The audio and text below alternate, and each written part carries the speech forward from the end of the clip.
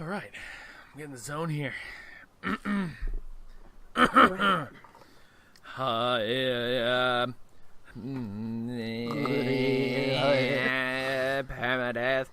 Yo, did you ever go to a church? And they do. There's like 7 different types of like ways people conduct a mass. I've been to like 5 of them. Have you been to Black Mass? Is that what you're about to describe? To a what? To what? Black Mass. No, the movie with Johnny Depp. No, there's this like weird. There's this weird form of like Catholic mass where like they'll stand up. Now, if I offend anybody who's like fucking does like this form of mass, I'm not like making fun of it necessarily. I'm just saying that it's weird. They'll stand up there and like they'll start like shaking their head. And I'm not making any of this shit up. I swear to God. I swear to God. God, if you're listening, I'm doing this for you. It's Saturday, day of you. Actually, Sunday is the day of the God. But anyway, they'll stand up there and they'll be like, and without all of us, God will tell you everything. God is on my head, oh yeah. God is here, Jesus Christ. And I'm just sitting like, what the hell's happening? What the fuck is happening? It's the weirdest shit ever.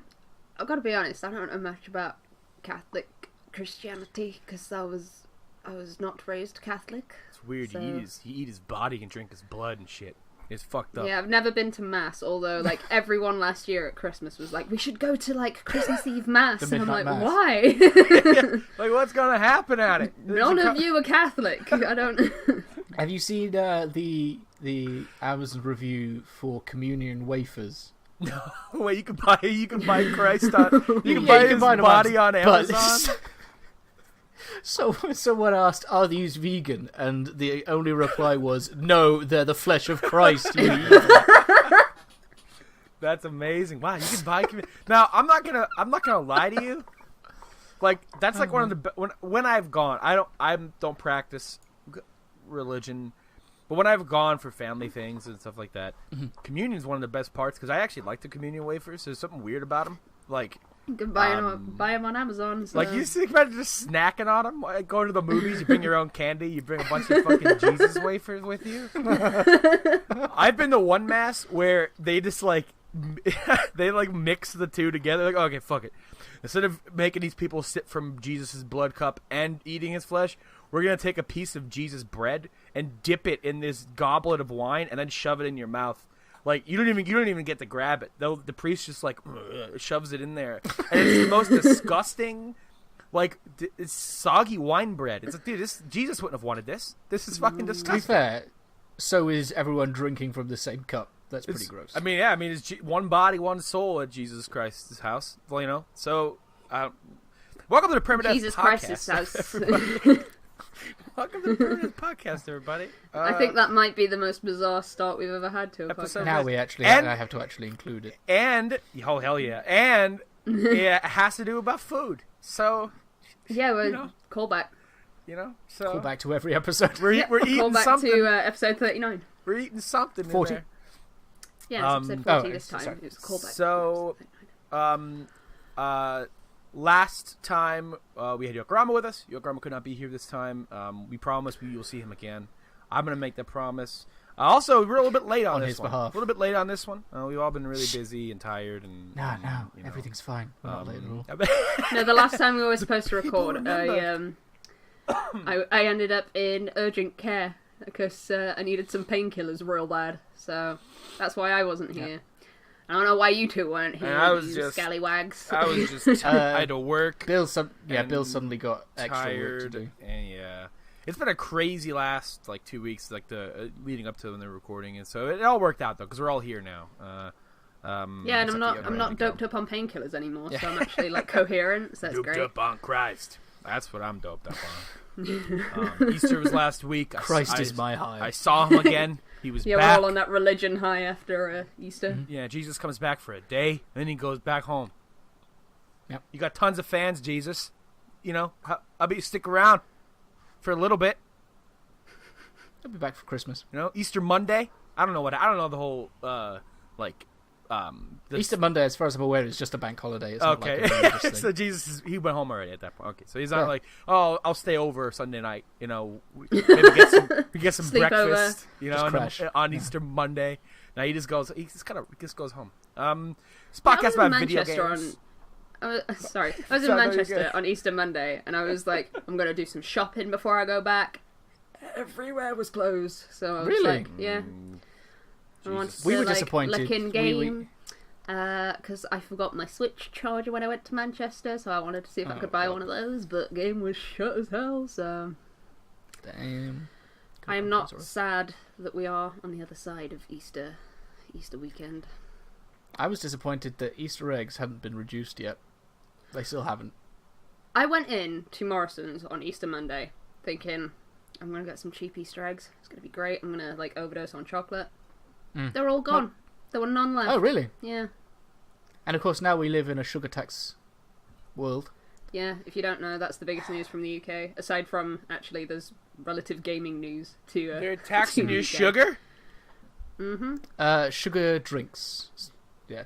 If your drink has a certain amount of sugar in it, you either have to increase the price or reduce the sugar quantity, or make the smaller bottles. So now you don't get 500ml bottles of full fat Coke, you get 335 bottles, which is just a little bit more than a can. Next time I go to America, I'm going to be like, right, all of the Coke, all of the time. Is this like the fructose version is awful. Is this like to try to make people not fat or something? Like, what's the... Yeah, because apparently the UK is the most obese place in Europe. Oh, in Europe, I was going to say, you guys got it? Like, what? No. So, our politicians have just decided to tax sugary drinks. So, it's just going to make it so that people spend more money on them. I don't see that it's going to make a difference in our... But the benefit is that, in theory, any profit from the sugar tax should go towards treating people who suffer from weight-related illnesses and diabetes. Yeah, but what if I just want to enjoy a Coke? Like, what if I just want to enjoy a Coke? Then you are helping someone else through diabetes. Well, then I'm going to go and buy 10 bottles of Coke, because I've got to help, right? Yeah, exactly. Meanwhile, I'll drink my silver. This is such a topic. I had cherry, zero sugar, Coca-Cola. I've still not finished it. This is so gross, and I hate it. I hate it. I still haven't gotten rid of the... Cherry, zero sugar, Coca-Cola. Oh, no. No. They've really messed up the at-a-glance branding, but I like that it is slightly more uniform now with the strip. It's just going to take a bit of getting used to look for a black strip rather than a massive black label for the zero. But in other news in the UK, we had at one point 2 retailers for video games in this country. We had 3. Game. What's the other one? Well, it's Granger and Toys R Us. Oh, yeah, we had Toys R Us, and we had Granger Games, and we had Game. Since the last recording, Toys R Us has gone into administration and shut down, and Granger Games has gone into administration and shut down. Damn. So we have... And 3 years ago, Game went into administration and shut down, and then came back. Yeah. So. Retail for games in this country is real bad right now. Because I went to my local Granger Games, and on the, shutters, it had a sign that said, people don't buy physical games anymore, so we have to shut down. Thanks for your custom. That's not true. I'm like, I buy physical games. I don't like digital games, so...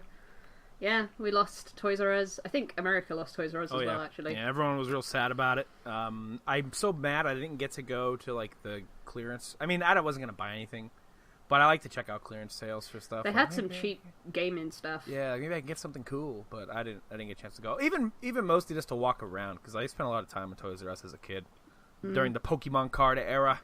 Oh, yeah, they used to do, game tournaments in Toys R Us. A lot of fun. That's where I got my Wii from. Oh, really? Now it's gone. Yeah, they were all sold out in pre-orders, and just on a whim, I'm like, wait a minute, Toys R Us sells games sometimes. So me and a school friend during half day for speech day just went into Toys R Us and were like, hey, are you still accepting pre-orders for a Wii? And they're like, yes, but you need an adult to do it for you. So I phoned my mum and asked her to drive the hour to get into town to pre-order them. I need a wee. Yeah. Well, you're free to leave at any time. We're only 12 minutes in.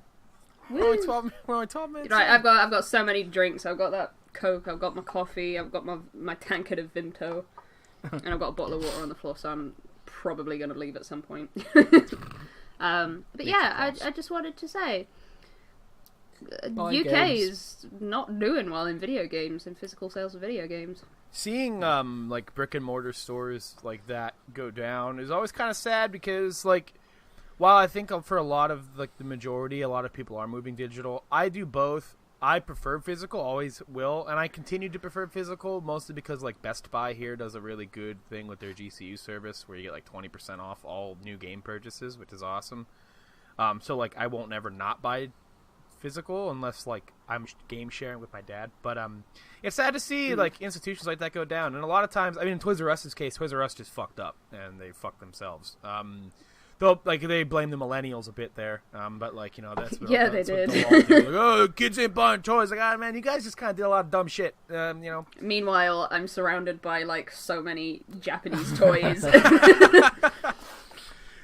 It's I think it's gonna happen. I mean, here the only physical game stores we have in America is GameStop. Like that's it. And I mean, it's an unfortunate dedicated thing to games anyway. Yeah, because obviously, to have a physical space where you have employees, you obviously need to make your money, which means that they don't actually sell games at what many people would call a reasonable price. They sell them at retail price, which is often just that little bit too high. You know what sucks though?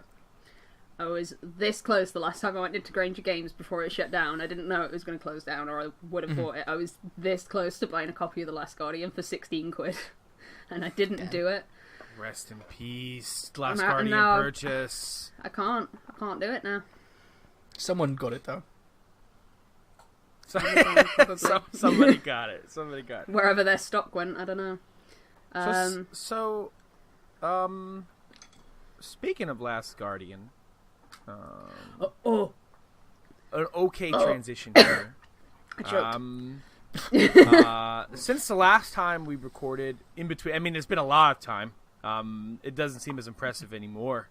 And it was never impressive. You could beat the game in a week.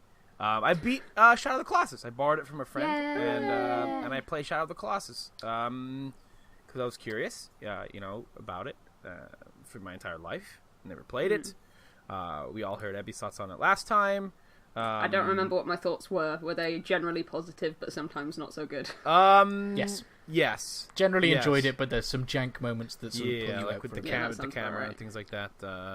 I loved it a lot. And I think I'm coming to the conclusion that I just kind of love that guy's games. Like I love the way it's stuff. Because like play Ico. I have the HD thing on my shelf, but I guess I'm gonna hook up that damn PS3. I just don't want to do it. But I'm gonna have to play Yakuza 4 and 5. But which is inevitable. So I want to play 6.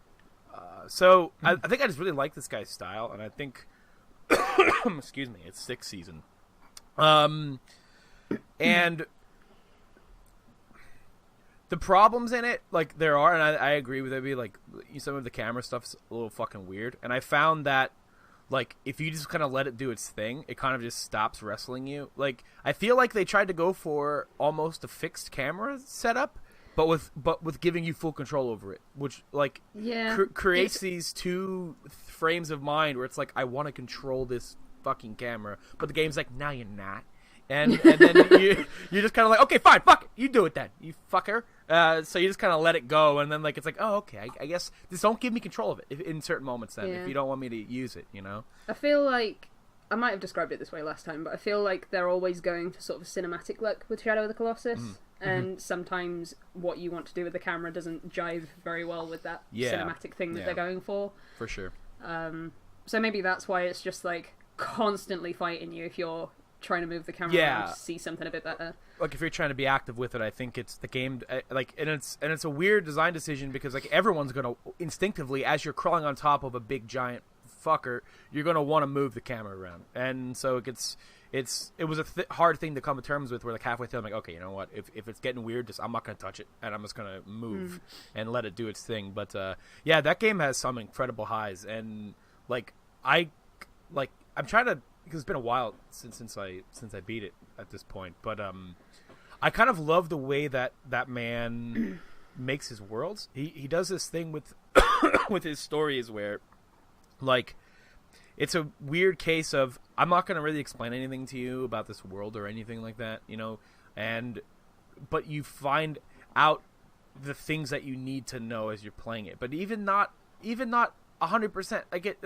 It's so vague in the way that it's feeding its information that like it's intriguing enough that okay, I know what you're talking about, but you don't. You have no fucking clue what the hell these people are talking about. You have this weird light talking to you through a roof the whole game. And like you're like, okay, what's actually going on? But they have with you like, oh, I got this. I know what you're saying to me, light man. But you don't. You have no fucking clue. Even the ending, I have no clue what happened. But I loved it all the same. I thought the story was really cool, and I got spoiled on a bit at the end. But it turns out it didn't matter. I didn't care. Hey, New Year's resolution. Yeah. And I'm finding this out more and more that like, okay, it doesn't really ruin it for me. This happened to me twice. I got spoiled on Gotham. And I'm like, okay, let's see what happens. Oh, that was cool. It doesn't matter. Yeah, I had my theory on what was going on in the story the whole time after seeing that spoiler, and it turns out I was 100% wrong. So fuck it, I'm not gonna let this shit wreck me anymore. Despite having no experience of the game at all, I'm sure that from like the little bits that I've heard here and there, that I think I know what happens at the end, and I'm interested to see how wrong my guess is. Loved there is something so the ending really intrigued me, and I obviously won't go into spoiler territory here, but there's this really kind of gave me goosebumps in a weird way, kind of similar to The Last Guardian. I think I love the way that both of these games' stories kind of play out, and it's really hard not to spoil my thoughts on because Shadow of the Colossus. Sorry. I think is so it's because Last Guardian has both games have a very simple through line where it's like, okay, in Shadow of the Colossus, you're trying to save the girl by fulfilling the wishes of these light men or Dorman, I think, yeah. And in Last Guardian, you are trying to escape this weird place with Trico, and that's really the storyline of both games. So they have these very simple through lines, and it's really hard to talk contextually about the game without spoiling certain plot bits, because there's really not much else to the game besides fighting colossi and then story. Which one was your favorite though? Oh man. Which one was your least favorite as well? I'm actually curious. I mean, if one's his favorite, then the other's his least favorite. Oh, do you mean game or colossi? No, colossi. Oh, okay. Oh. Yeah. So that's what I thought. That's what I knew she was asking. In terms of what game I prefer there more, are 16 of the colossi, and I thought you just were implying that there were only 2, and I was like, no, sorry. Because I know my least favorite is 16, and my favorite is 4. I'm trying to remember, which ones are which here. Hold on a second here. Get the wiki. Let's see here. Colossi list. Team and then on the wiki they list them by name, and I'm pretty sure they never say what names they are in the game. Yeah, this list means nothing to me. I was hoping it would have pictures. Let's see. I think the more I don't play Shadow of the Colossus, I realise that it was an incredible experience. It's just at the time. Specifically with 3 and with 16, I hated it. It's one of these games where the entire time I'm playing it, I'm like, they originally did this on the PS2, and that's mind-blowing enough to me. But also, the way it holds up, the experience that it's feeding you, that first, it was Colossi 3, I think? Is that the one where he smashes the thing into the ground and you run up it? When I first did, you've already fought 2 Colossi at that point, and it's okay, this is really cool, giant boss rush type game, but as the game progresses, you start getting into these moments where the scale really becomes apparent. Because at the beginning, you're okay, I'm fighting big guys. This is the David and Goliath situation the entire game. It's really cool. But then each Colossi kind of has one of those moments where, now I will say some of them are kind of forgettable. And to me, I feel some of them maybe just kind of padded out.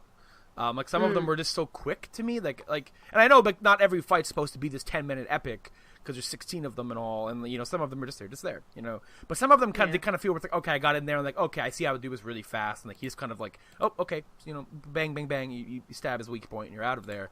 Some of them had these like really like the first moment for me was Colossi 3, where you run up it and that music starts playing. I forget the fucking melody of it, but it's like one of the yeah. It really reminded me of like the Breath of the Wild trailer music. Like in how it starts I got to it wrong, scale by the and way. Swell. Colossi 5 was my favorite, and that was that moment for me. I think Colossi 5 was the bird. That's fucking incredible. That one was incredible. Like, I felt so good doing that boss fight. Yeah. It was so good. There are these moments where, like, and again, like, all I was thinking about was, like, well, one, like, this remaster or remake, whatever the hell it is, is impressive. It's beautiful. It's amazing looking. And as I jumped on that bird's back, because that's the one where, like, you're in the water and he flies by and you gotta jump on him, and you're fucking flying through the sky on this bird, moving around, the environment's there, the water's there, you're attacking him, you're fighting him, this music's playing. Like, this was on the PlayStation 2? Like, what the hell were they doing? What kind of black magic happened? Like, I would be so curious to go back and see how it performs and looks and how it plays. Performs on PS2, because I can't imagine. I will say they did change the like graphics and stuff, obviously, for this remake. Mm-hmm. Good God, it's one of the prettiest games I've ever played in my life. Amazing looking, yeah. It's incredible. But I don't understand how it could have like consistent frame rates and stuff on PS2, because sometimes it feels like there's a lot going on. Yeah, I imagine it didn't perform very well on PS2. See, I've only seen it on PS2 through a CRT TV that someone recorded when I needed it was help probably a lot less noticeable back then too, probably. I'm trying to think. Colossi 12 was really cool. That's the one in the desert where like he's like in the ground and then he kind of comes out and he flies. Yeah. I think anything where I'm flying in the air was really awesome. And then the ones where he had to swim, like the one where he was like, he had to go on him underwater. I hated that one just because like, I don't like the swimming games. Just stop making me swim. Like, I kind of surprisingly didn't mind the water ones. It's just 16 fucked me off because I couldn't see anything because it was so dark. That one was a bit of a clusterfuck. Like it's the final colossi it's final colossi in the game, right? It's the final boss.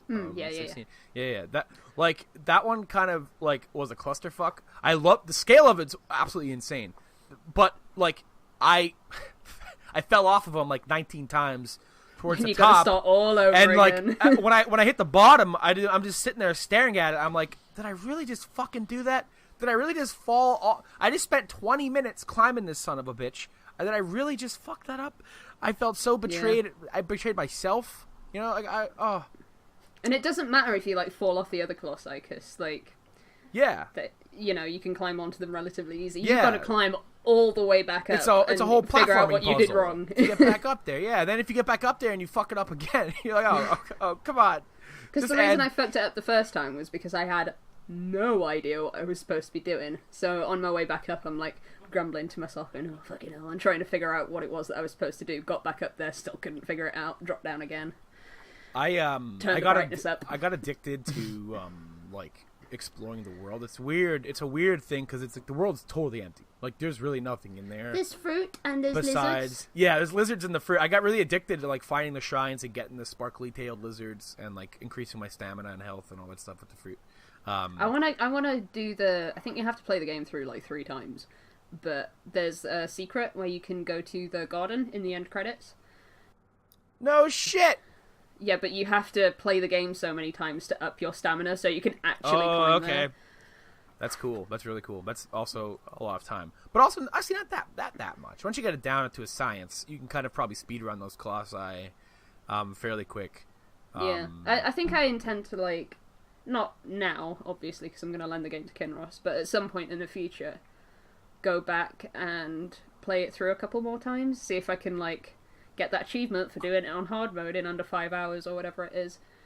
I found the Last Guardian Easter egg in there, and it made me so happy.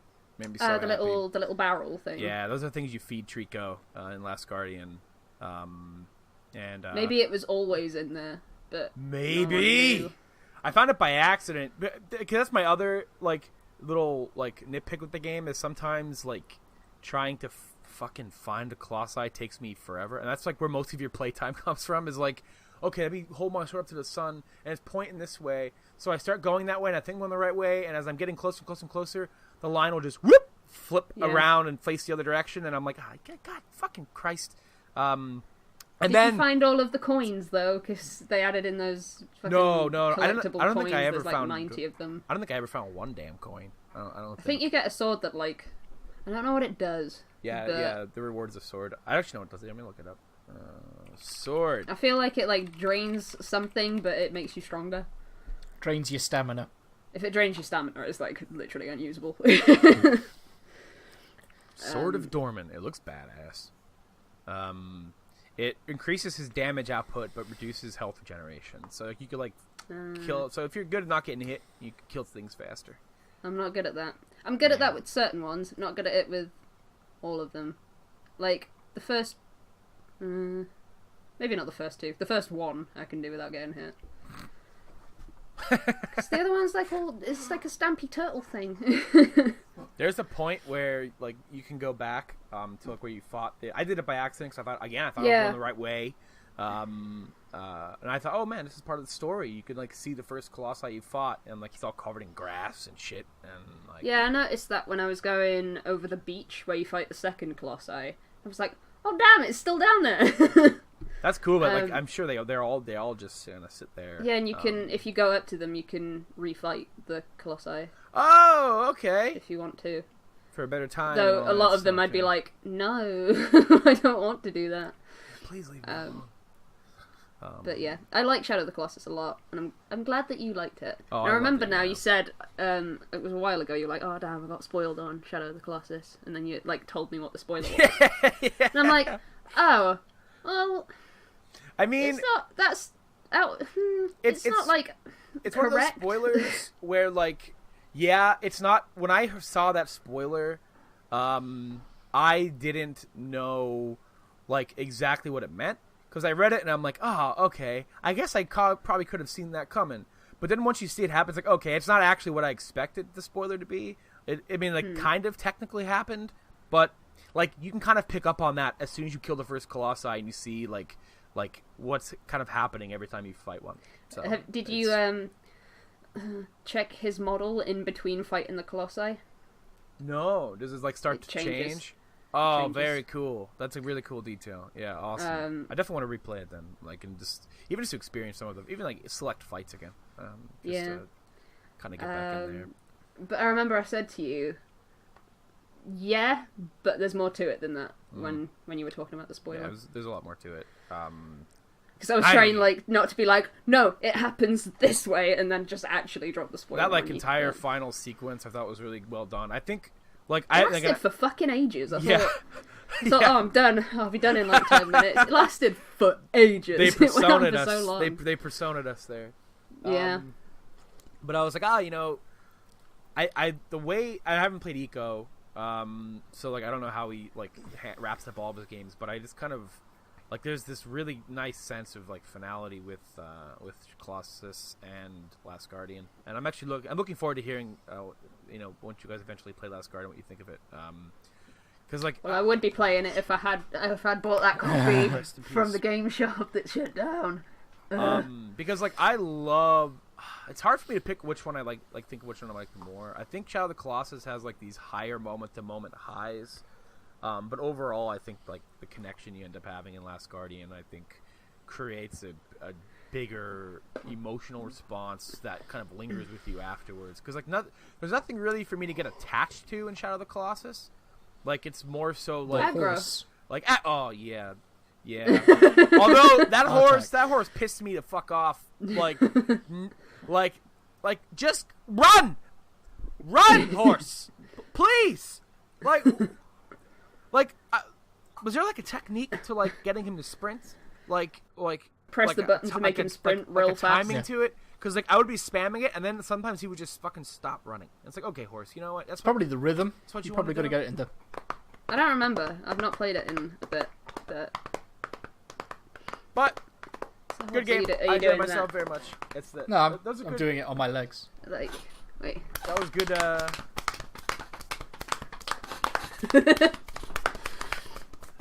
It's a horse riding. That's the theatre thing. Those are good clops. That's what it's turned into. But yeah, those are good clops. Thank you. Yeah, I'm curious to see what Kinross is going to think of it, because I don't think Kinross is going to like it that much. I've got to be honest. I'm going to try and stream it. That's what I'm Oh. going to try and do. And then I can be like, if you need help, go to YouTube and watch the PS2 videos. Yeah. But Depends yeah, on I'm how long it curious takes to for me to see get what hold you'll of it. think of it. Because I sort of had the suspicion that Bill was going to like it anyway. Mm-hmm. I'm curious whether I'll prefer Shadow of the Colossus to The Last Guardian, because I would have played Shadow of the Colossus first. I wonder if it's one of those things like your first experience with his games is always going to be your favourite or whatever. I think you're both going to like Last Guardian more than Shadow of the Colossus. Oh, bold claims. I think. I need to buy a copy of it. I will do it. I honestly I can't tell you why. Like I can't think of a reason why at the moment. But it's just the gut feeling. I reckon I'm just gonna get attached to that dog bird Trico thing. I think there are like really cool moments in that game. I mean, like it's weird because like they're very similar in like their pacing and tone. I mean, there's a lot less running around empty fields in Last Guardian. Last Guardian's a much more focused, like you're progressing through a level experience. Like you're moving through. I mean, it's not level, but you know what I mean. Like you okay, I beat this like section of the temple and I solved this puzzle and all that stuff. But Last Guardian has much more of like a dungeon diving kind of puzzle solving aspect, whereas like Shadow of the Colossus, you can kind of figure each colossi as a puzzle in a way. But yeah, I've always sort of not always. Yeah, I've thought of it that way because some of them are hard to figure out at first. Like, how do I get to his weak point? How do I? There was one, and I was just like, I literally have no idea how to get on this thing. And it was something really obscure that you had to do. Like, you had to wait for him to hit a certain place so it raised, like, a bit of platform up so you could then climb up and jump on top of him. Mm-hmm. There was one where, like, it took forever. You have this little, like lion guy chasing you, and you have to keep, like, standing on these things and having him hit you. So that my internet's on the fritz. I'm just gonna keep making notes. My internet's on the fritz right now. Hold on a second here. Could you guys still hear me? Okay. Him. Yeah. Okay. Yeah, well, fuck it. You look and sound fine. I'm just gonna ignore it then. Because it's at like 1200 ping. That's like fucking death defying. Anyway. Why is it 1200? I don't know, but it can still hear you. But yeah, so he'll hit the things and you gotta run up and then jump on the other thing and then like it's this big long chain. There was one where I couldn't figure out for like 35 minutes. Oh yeah, that one.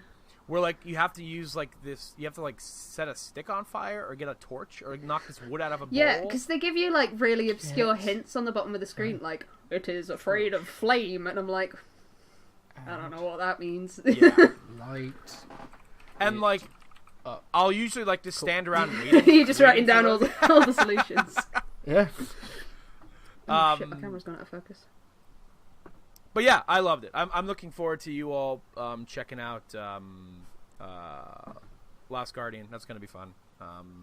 Hopefully you all like it. I think you will. I think if you can get past some of the jank in Shadow of the Colossus and still come away liking the game, I think you have no problem at all enjoying Last Guardian. Because a lot of the stuff that like I had complaints about in Shadow of the Colossus, like the way the kid moves and like some of the climbing and just certain little things like that, are kind of present in Last Guardian. I think it's just kind of the way that he makes his physics in his games. They are present across both games. So I mean, if you can get used to it and like know what to expect, okay, you'll be fine and you'll enjoy it. I think it's just time you need with those games to sort of like understand how they work. Because there were certain points where I was like, I don't understand what the buttons are for anything, and I don't know why. But you just figure it out as you go along, and then you're pretty good to go. So I imagine it'll be the same with the Last Guardian, where just you need some time to get used to controlling the dog, and that's gonna be. I heard is not great at first, but gets better. It's an interesting thing because when you first start Last Guardian, it can kind of feel like this AI sucks. And it does sometimes kind of suck in certain situations. I think it's just a little buggy. But in the beginning of the game, he's really not going to listen to you like the way he will later on, because it's like somebody else's dog. Somebody else's dog is not. You're not going to be like, "Hey, come here and do this, do this." That's like, "Who the fuck are you? Get the fuck out of here! I'm not listening to you, dumbass." Like, get the fuck out. But as you, I disagree. As your bond with Trico like strengthens throughout the game, like he's a lot more responsive and a lot more reliable, and you can kind of depend on him to be there. Like, oh, I'm gonna jump off this thing, and usually you'd have to call Trico, but like I can just probably do it now, I hope, and like he'll be there, and he'll scoop you up. I like to think that in actuality it was a bug, and the AI is, for whatever reason, broken at the beginning. They couldn't fix it, and they're like, it's because he doesn't trust you yet. It's the story. It's the fucking story, dog. That's why it took so long. They were trying to fix that bug. Yeah, 10 years. I'm glad that you liked Shadow of the Colossus. Oh, yeah, anyway. I I knew you were going to. But... I'm glad I finally... Like, I'm glad this remake happened, because I probably wouldn't have ever gotten to it. I mean, like, they had the HD remake on PS3, but again, plugging that in, like, is it worth it for me right now, like, to do that, and it's a pain in the ass, and it's so cheap as well, though. Like, and, yeah, the remake, it's that's what you're talking about, right? The remake? Like, the remake is really cheap. It's priced effectively. It does a great job. You're making the game. It's beautiful, and it's I assume brought it to a lot of people who probably missed it first 2 times around. I know I was one of them. Like me. Fantastic. But yeah. Fantastic. I'm glad it all worked out. So, should I go down my list, or should we alternate? It's up to you. We can alternate. By the way, this is episode 40. Hooray! Episode 40! 10 to 50. 10 to go until the big 5-0. Episode 40! What's your favorite episode 40? Friends. Commenters? Do you guys love episode 40s? You like a 40? You know, a big 40 of malt liquor? Oh, I should have got a 40. Episode 40 of Game of Thrones is pretty good, if I recall. It's the end of season 4. It was. Which one was the season 4? I forget. Season 4 was the Oberyn, and that wasn't episode 10, but episode 9 was the Oberyn and the mountain fight. Yeah. And then after that was the aftermath of that. So yeah, episode 40 of Game of Thrones was a good episode. So episode 40 of Westworld will be good. I hope it gets there. I hope they make it to episode 40. I mean, it'll get renewed, but I hope they keep their story going until episode 40. Unless it starts sucking, then don't. Yeah, get out. You know, we haven't started sucking, so that's why we're still going past episode 40. You know, we'll never. Viewership might be down, but we're still here. The secret is, if you always suck, you can't start to suck. So we can't go down if we're at rock bottom. That's right. True. That's the way everybody should live. You know? It's like, okay, if I just suck, then I'm just any little bit of improvement is like, yo, you know. You know what? Exactly. We will alternate, but I am going to talk about Far Cry 5 for a second. Okay. I'll kind of front load that. Cool. Is it like Far Cry 3, but in America? I have heard that it is very. If you've played 3 and 4, you've played 5, but the setting is refreshing enough that it's not quite so. It's 100% more Far Cry. Like they didn't they didn't like Assassin's Creed Origins it, where it's like, oh, they kind of turned some of this game systems on its head. I mean, then again, you know what? I have kind of a bone to pick with, like, this is a tangent. I love Assassin's Creed Origins. I think it's a fantastic game. But, like, I don't think it's that much different from other Assassin's Creed games. To the point where it's like, Ubisoft really turned it on its head.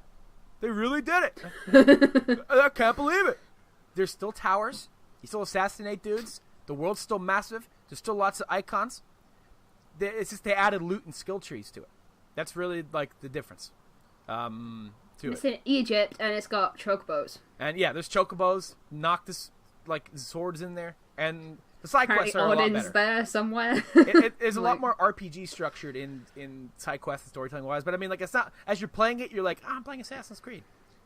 You know? Similar to the way, like, I'm playing Far Cry 5, and I'm like, I'm playing Far Cry. Yeah, which is fine. We've talked about this about 4 million times, but I liked Far Cry 3 until the middle where they killed off the villain. The second island. Yeah, they killed off the villain, and then the game carried on, and I'm like, he was the defining part of this game, easily the best part.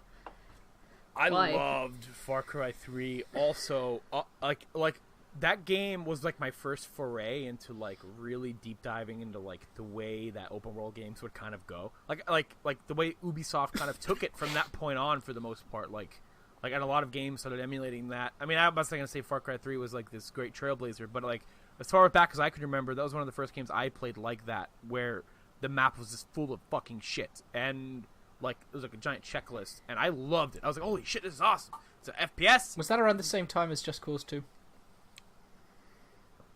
I don't recall. I don't know. I don't recall, to be honest with you. Because in my mind, they seemed like very similar games. Yeah. And I got burnt out on that game hard. I beat it, and I almost 100% in it, but like once they take you to the second island, it's like, there's no need for this. Like, there's no need to take you to the second island. Yeah, they could have ended the game at the first island. Oh, and like by that point, you're like, oh man, like I assume they expected most people to go, whoa, a whole other place to explore, but instead, by that point, I wonder you're if they like, thought, Jesus Christ, I don't want to explore this. Because back in the day, I wonder if they thought it was going to be like Ocarina of Time, because a lot of people assumed that once you got the first 3 spiritual stones, that was the end of the game. And then it's like, oh, but wait, there's 7 more dungeons, and I wonder if it was supposed to be like that, because that at the time was like, oh my god. The funniest fucking thing on the whiteboard at Ubisoft is like, we want this Far Cry game to be our Ocarina of Time. And like there's like, holy shit, we're gonna do it. What? We're gonna Sorry, my light is acting up. Oh, I can see it. Yeah, man, that's sick. Party time. Oh, I didn't want it to... No, crap. Could you change colors with it? Is that what that does? I mean, that's what it's doing by itself. Hell yeah! It's on a goddamn cycle or something. Dorman's coming Jesus. to talk to you. He's coming to Kinross. I'm not making fun of any... he makes up a language in all of his games. Oh, there's a made-up language in Last Guardian as well. Like there is in Shadow of the Colossus. Very interesting. I assume there's one in Ico too. Yeah, I assume so. I don't know if it's the same language across all 3 games, because all 3 games I are very similar know that aesthetically. Definitely, in terms of like canonical stuff, Ico is a sequel to Shadow of the Colossus. Ah, very cool. Now I want to play it. I mean, I want to play it anyway. But... I think I've settled it down. Okay, good job. Fucking awesome. light app. But yeah, Far Cry 5. Far Cry, is it yeah. like Far Cry 3, it's but 100%. It's 100% Far Cry. I think it has helped me that I didn't play 4, or Primal. I owned them. My dad played them. I mostly bought them for him to play. Because like it's the last time I played a Far Cry game was Far Cry 3, which was like 7 or 8 years ago. So it's been like a long. Yeah, it's crazy, right? I suddenly feel like I just aged about 10 years when you said that. Sorry about that. Yeah, I played that shit on the 360. So it's certainly been long enough in between my last Far Cry playthrough that, like, even just playing... I mean, then again, it's not like I haven't been exposed to this kind of open world since then, but Far Cry is a little different for me because I love playing FPS games, and it's really fun to play a game like this with, like, inside of an FPS. You don't get it too often. Most shooters are on rails, and they're kind of force-feeding you their set pieces and all that stuff, so it's very rare that you get to just go explore the woods with an FPS arsenal and stuff. So that's always been the appeal of these games, and they're fun, and their physics are fun, and the vehicles are fun, and I'm not very far into the game yet. The story hasn't really done much yet, and as far as I know, the story isn't that great, but I'm liking it for what it is. I mean, it's like, Far Cry is a bad guy, and he has a bunch of people following him, and they're all in a cult, and they're all roaming around killing people, and you fight them. But all the typical like Far Cry trappings are there. Far Cry trappings. The only thing that's not there are the towers. They took towers out completely. They're not in the game at all. Don't they make a joke about it? Like, we're not going to ask you to climb a tower. because in the beginning of the game, you got to go climb a radio tower to like reinitiate these comms, and the guy on the radio is like, "Oh, I know what you're thinking. I'm gonna be making you climbing these towers all." I think he even might even say game at one point. They just like, fuck it. We're gonna break fourth wall and have the like. Dumbest. If they realize it's a fucking trapping of Ubisoft games, stop putting towers in your fucking games, dude. So there's none of those. Instead, they kind of... Because, like, the towers they've always served as like the way to reveal the map, but they've all like as you get deeper in the game, they always kind of became like these little platforming puzzles. Sometimes they're a little harder to climb. They kind of replace those with these like prepper stashes, like these like crazy people bunkers that they've built like to hide from the apocalypse that they think is coming. Like, you know, if anyone isn't familiar with what those things are in real life, you have these wackos who dig like 8 feet under their backyard and stash corn under there and put cots in case nuclear war happens. They'll go hide under their fucking pool. So there's a lot of those around Hope County in the game, and those all have like really puzzle-like solutions for entering them. And inside of those, you get like loot and money and stuff like that. And those are actually really fun because they're not tied to like progression the way towers were. So they kind of took those puzzle-like platforming things and added them to something that's actually fun to finish, because it's not like, oh, I gotta go do this part of the map, and so I have to do this annoying shit where I keep falling because it's so hard to see sometimes in first person. Platforming isn't that great that way. So luckily, like, you know, they kind of fix that. They have these AI companions you could take around with you now. You could hire like humans. The coolest ones you could have. There's 2 different kinds. There's specialists. Dog. Which, yeah, there are specialists which are like this. No. There are like soldiers who are like generic, like, dude, just take some like guy named Bob and comes with you. Then you have the specialists, which you can get a dog named Boomer, who's awesome, and like to heal him, you pet him, which is it's the adorable animation. You can get a bear named Cheeseburger. There's a bunch of other humans that you can get. Bear. I haven't got the bear yet, but I have the mission on my map, so I have to go get him today. Get the bear. And then, yeah, it's just like a really fun, like, you know, and like a lot of people will probably ask, like, you guys are like, you know, it's very similar to Far Cry 3 and 4, and there's a novelty of like, oh, I'm in America. Like, you know, what does that do for the game's quality? And I think it is fun to like explore something that's not a tropical jungle, to explore something that's not like the Himalayas, you know, like, you know, or in Primal's case, you know, I'm walking around caves, you know, like they kind of got rid of that whole like exotic locale thing and like just roaming through, you know, a forest that, you know, could be down the street from my house is kind of cool, you know. And they did a good job with the wildlife, which is something I was like, oh, what are they gonna do? Like, you can't go like just hunting like tigers and shit anymore, you know. But you know, the woods in America have bears, you know, they have cougars and stuff like that, so like it's not out of place that these things exist there. I've seen some terrifying gifs of turkeys. I haven't like people throwing like Molotovs at turkeys. The turkey doesn't die; it just catches fire and chases you down. Oh my god! And they're shooting at it, and it doesn't die. I think it was a bug, and then it just sort of leaps up at your face on fire, pecking at you. And Some of the animals do seem to take a lot of shots. Like, I put like a clip and a half into a cougar. And it's like, oh, I get you're like a badass. But I mean, it's like so many bullets, many bullets. Like, just die. Like, they got rid of the hunting to progress, like your hunting pouches and stuff like that. So instead of that like, sounds awesome. Yeah. So instead of like, oh, so I gotta not go 1,000 kill slicing animations. Yeah. I hate them. So, whatever game they're in, I hate them. Yeah, Horizon had it, and I think to a certain degree, Horizon had it. It wasn't necessarily like, but I think you could skip them. Yeah, you could do certain things to upgrade them. It wasn't necessarily, I gotta go hunt 5 cougars and get their skins. The worst one with those animations, just FYI, is when you kill your own horse by accident in Red Dead Redemption, and then you skin the horse. Yeah. Well, Red Dead's was generally bad just because they took so long. Yeah, that's true. Red Dead 2. Maybe they'll make them skippable in Red Dead 2. Who knows? They replace that progression with like perk points, and you'll get those for doing everything. So like weapon holsters, money bags, all of that stuff. When you pause the game, you'll have like they're not necessarily skill trees as much as they are just like perks, and the perks are categorized. So I mean, like, you can call them skill trees, I guess, but you don't have to like progress through the tree. Like, it isn't like, oh, I need to buy this skill so I can get to this skill eventually. It's like, oh, that skill costs 8 perk points.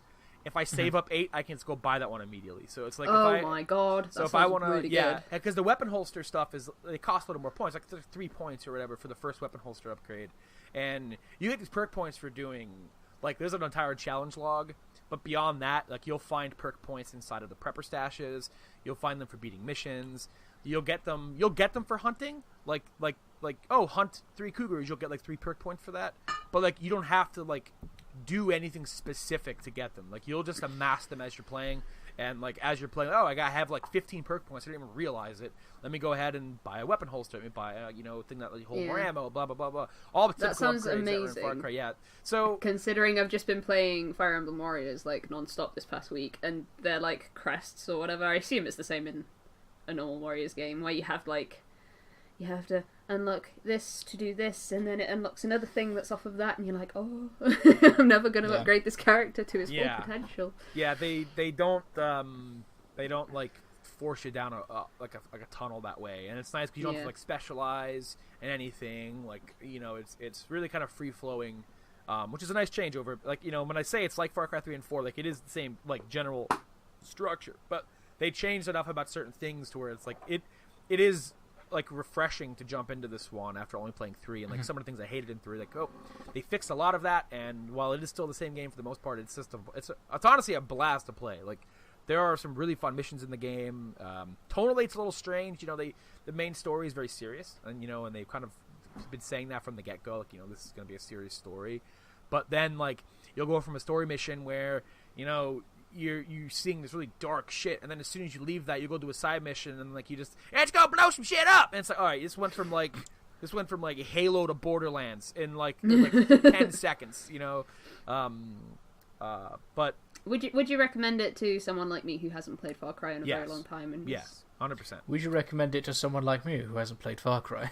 Yes, yeah, Well, I tell a lie. I did play a little bit of 3. I mean, like, I think it's one of those things that I want to wait for it to get cheaper, but games don't seem to be doing that as much anymore, so I don't know. Yeah, especially ones they do when you live in like digital land, where they're like, we're gonna have a digital sale and drop it to like half price.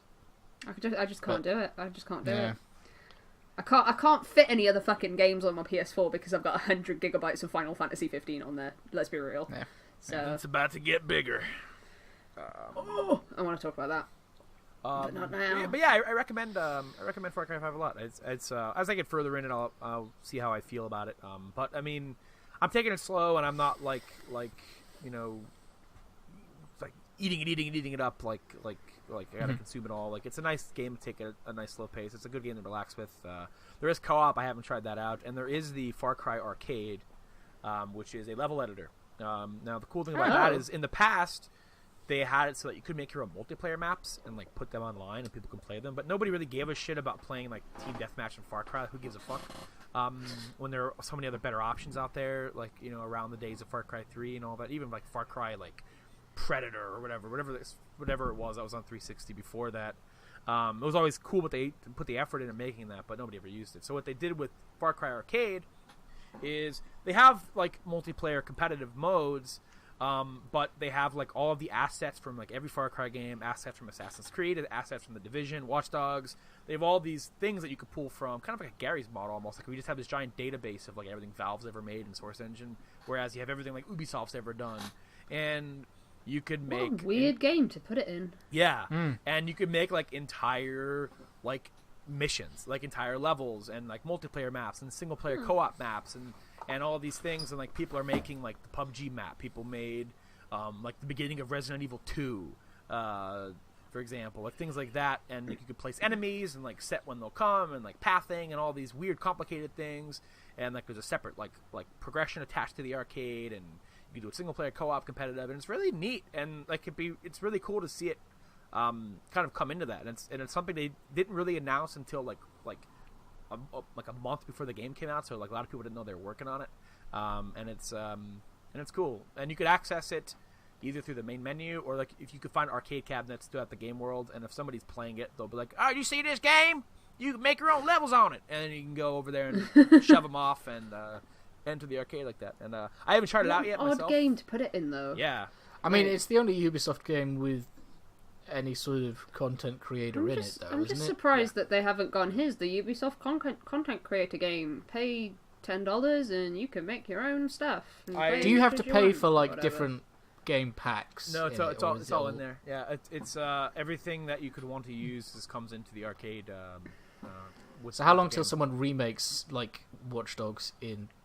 I can't wait to see what people are going to make with it, and I should turn it on later today and just poke around in there and see what people have done, because like I'm always impressed by what people do with Little Big Planet. I'm always impressed, with what people do with Mario Maker. And like, you give people tools, and even though there are some limitations on them, people will find a way to break them every fucking time.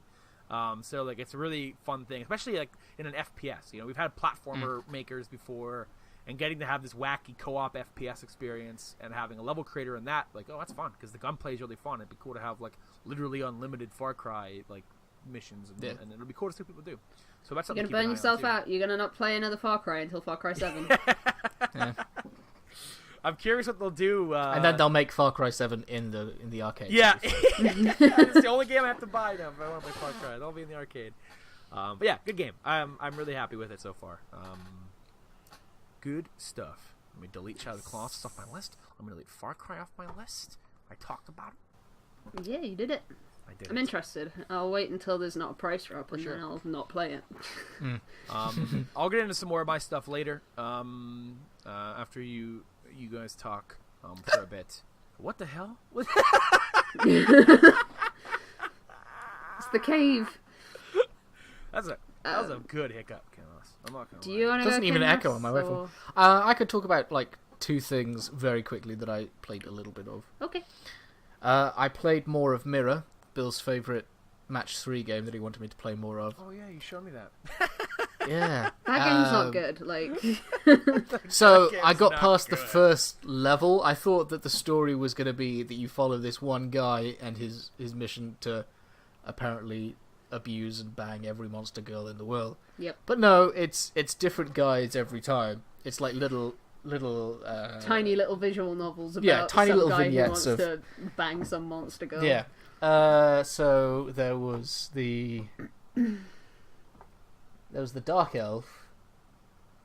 I can't remember who the second one was. But there was a zombie girl. Memorable. There's a zombie girl, there's a dragon girl, I think. And that's as far as I got. And it's going to sound stupid, but the zombie girl story was kind of nice.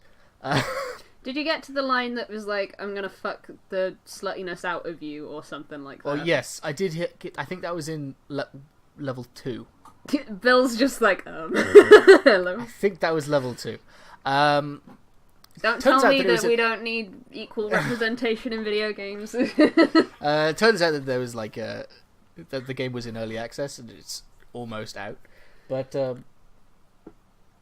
I think that it did like the battles, quote unquote battles, did get slightly more interesting the more you got on. Every monster girl has her unique ability that sort of screws you over, and you've got to try and combat it.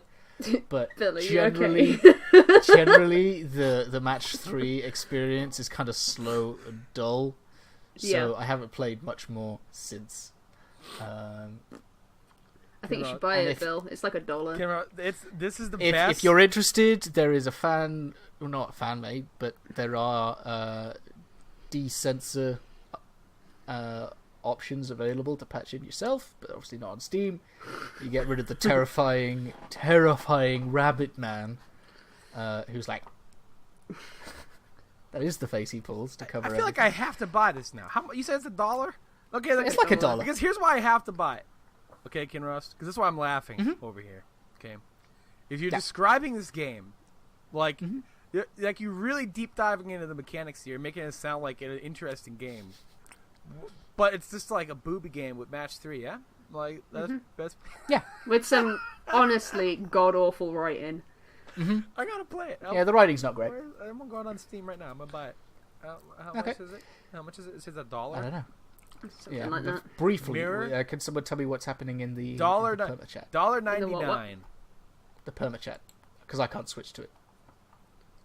I don't know, because there's like 50 messages. The actual server. Oh, shout out to the Permadeath Discord. Answering a question live from Robble. I hope that's how you say that name, buddy. I've been reading your name for months, saying Robble, and I assume that's it. I think that during the stream we just determined that it is Robble. Robble, I'm taking this like a live stream. Robble asks, "I bought Splatoon 2 a month ago. Is Splatoon online worldwide?" Yes, you can play with anybody. Yes. Anyway, Mirror. You'll get your answer on Monday. No one respond. We'll tell you on Monday, Rob. Let's see here. Hold on. $2, huh, for Mayor here? Yeah. Man, I wish I could remember who Girl 2 was. It was like a shrine maiden. Yeah. Oh my god, maiden. yeah.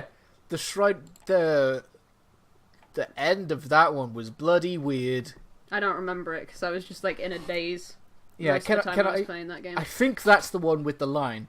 But can I spoil the end for you, Bill? because it was... Yeah, dude, I don't give a shit about this. Wasn't it her uncle or this something? game. Something like that, yeah.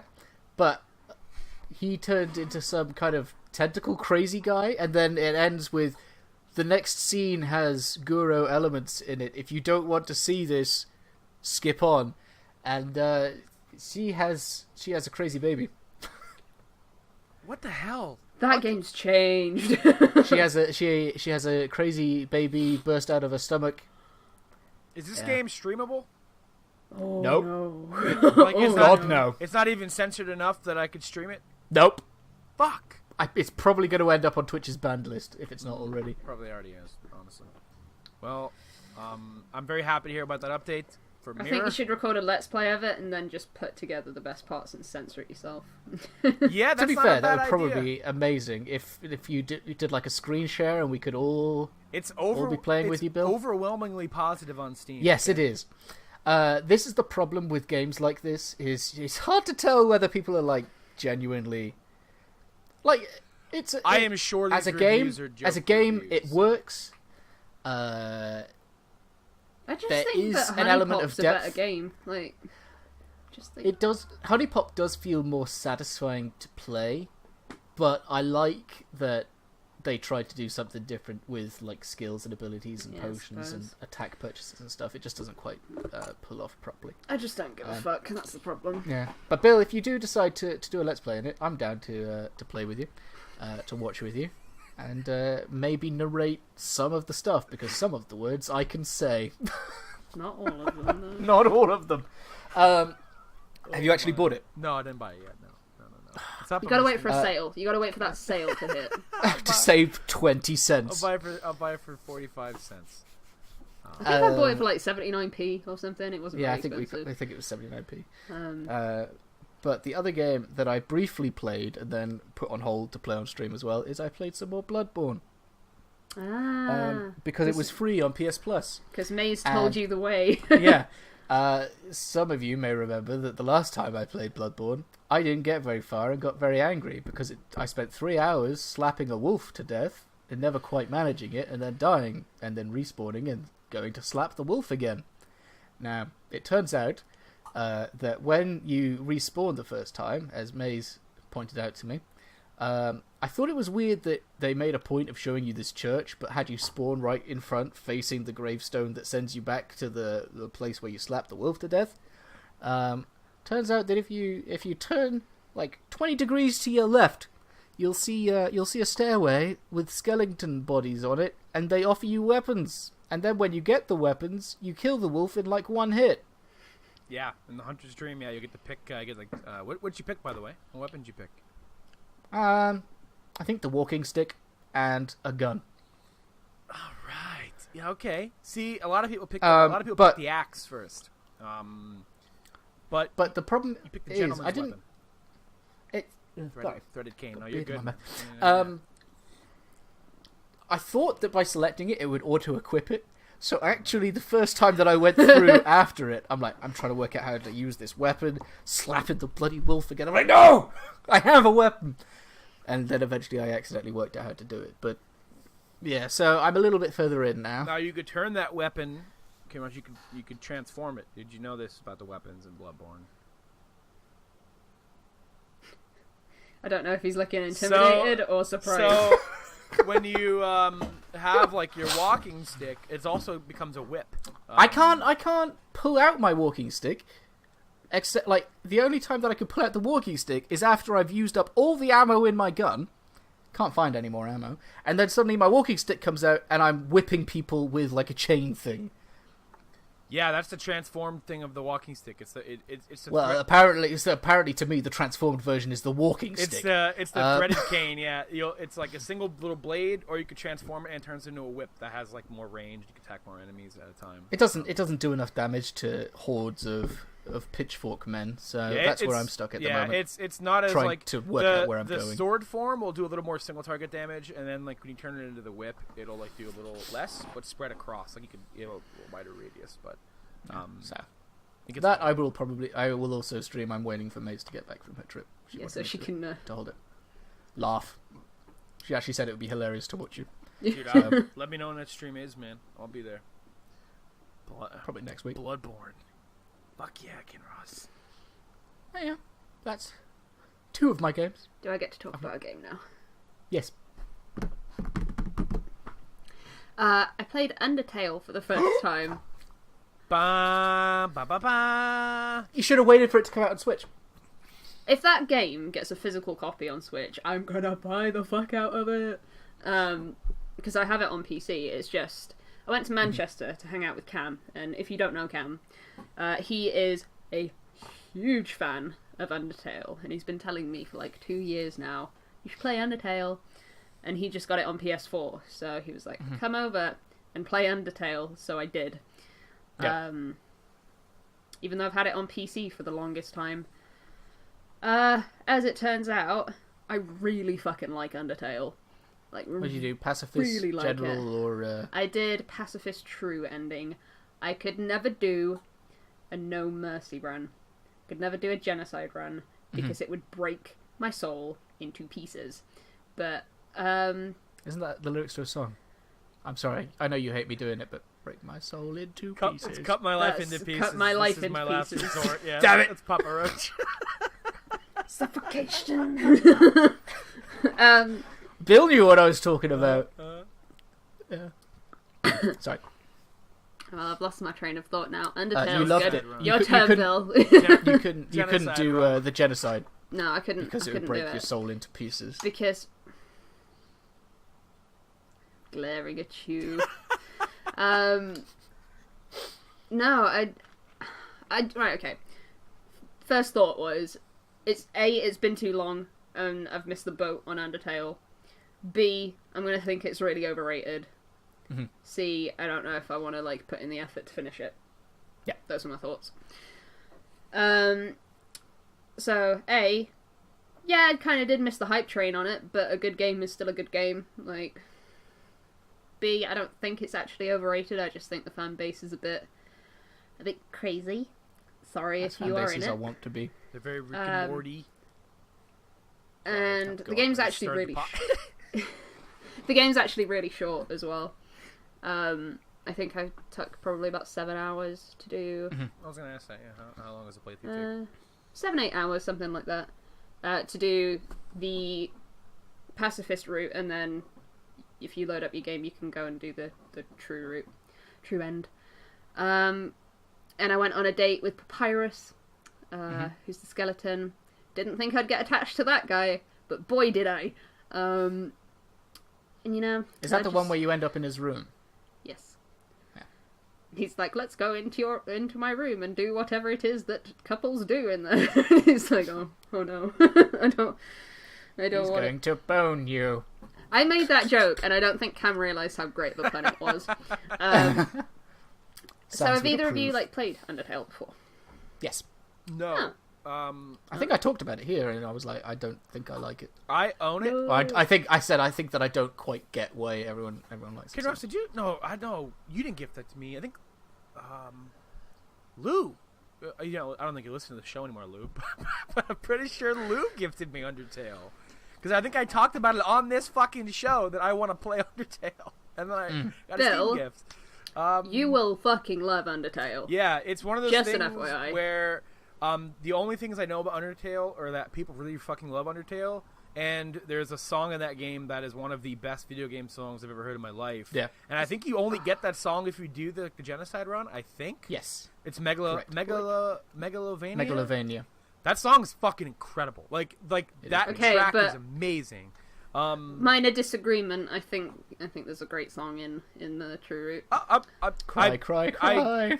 I'm sure because like I mean like I that can't song even alone link you is the great, song yeah. because it's got like the boss name. The boss name is the name of the song. I will start it. You know, it's one of those things where it's like, how have I not played this game yet? You know, I own it. I've owned it forever. It was like a Stardew Valley situation where it's like it's just sitting there. Billy, start the fucking game, you asshole. Especially since it's been such a culturally like a cultural phenomenon in terms of like its fandom and how much it spread across the indie scene when it came out, and I love the idea of it that you don't like you could do these combat encounters by not killing them. Like I think that's really cool and unique and fun, and I definitely want to get to it. I'm gonna install it. You do that because I think God, it's so good. It pissed me off because the first time round I had essentially done a pacifist run, except for one encounter that I cocked up. Was it Toriel? Yes. Oh. Because I didn't stick with it enough. Yeah. Apparently. All right. Cam was. Sort I of was one turn away. Yeah. I was one turn away from doing it properly, and then I was like, "Screw it, do this." And no. Yeah. I'm glad that I had Cam there, sort of coaching me through it, because I probably would have done the same thing, thinking this obviously isn't what I need to do. But because I knew the run that I wanted to do, he sort of like helped me out with learning mechanics and stuff, which I appreciated because I probably would have fucked up if I'd done it on my own. But I think it's like really worth playing. I think Toby Fox is a fucking genius. Because he did all the music as well. He's like Concerned Ape, but for RPGs. I think that the most of my problem comes like you are obviously now detached from it, but I was playing it like 2 months after the fandom sort of like really blew up. That's what I wanted to avoid though. Like I actively didn't play Undertale because I thought if I play it now, I'm not going to enjoy it as much. So I wanted to wait for the boat to sail past it. Yeah, I don't know whether if I was to, like, there's not really much of a reason for me to replay it other than if I wanted to do a genocide run because it's the only one I've not personally done. But I've seen Cam play it, so it's like, well, do I actually need to? So I don't know whether I'd like enjoy replaying it necessarily. Probably not. But I think I want to replay it just so I can like take my time with it, because since I was playing it at a friend's house and I knew I had to be done because I had to go and get on a train and you know go home. I was like, okay, I've just got to rush through this last part because it's like 10 o'clock. It's going to take a couple hours. I've got to just go through. And then we like stayed up until about 1 o'clock in the morning just talking about it. Pro tip. Don't name your character something really stupid because it kind of ruins the mood, because I named my character Bobu because I thought it was like, I thought just call it Bobu, I don't know. Yeah. And then there's like these really emotional moments happening and they're like, no Bobu. It's just like, don't do what I did. I took a picture of it, so I'll send it when Bill's finished the game. Yeah. But I think Bill would love it, personally. Because it's like cool RPG that's got some neat mechanics, and there's probably like 7 million walkthroughs now if you want to figure out the true route or whatever. So yeah, it's crazy that happens. Because there's some stuff in that game that I'm like, how the fuck do people figure this out? Yeah, there was a fair few bits like that.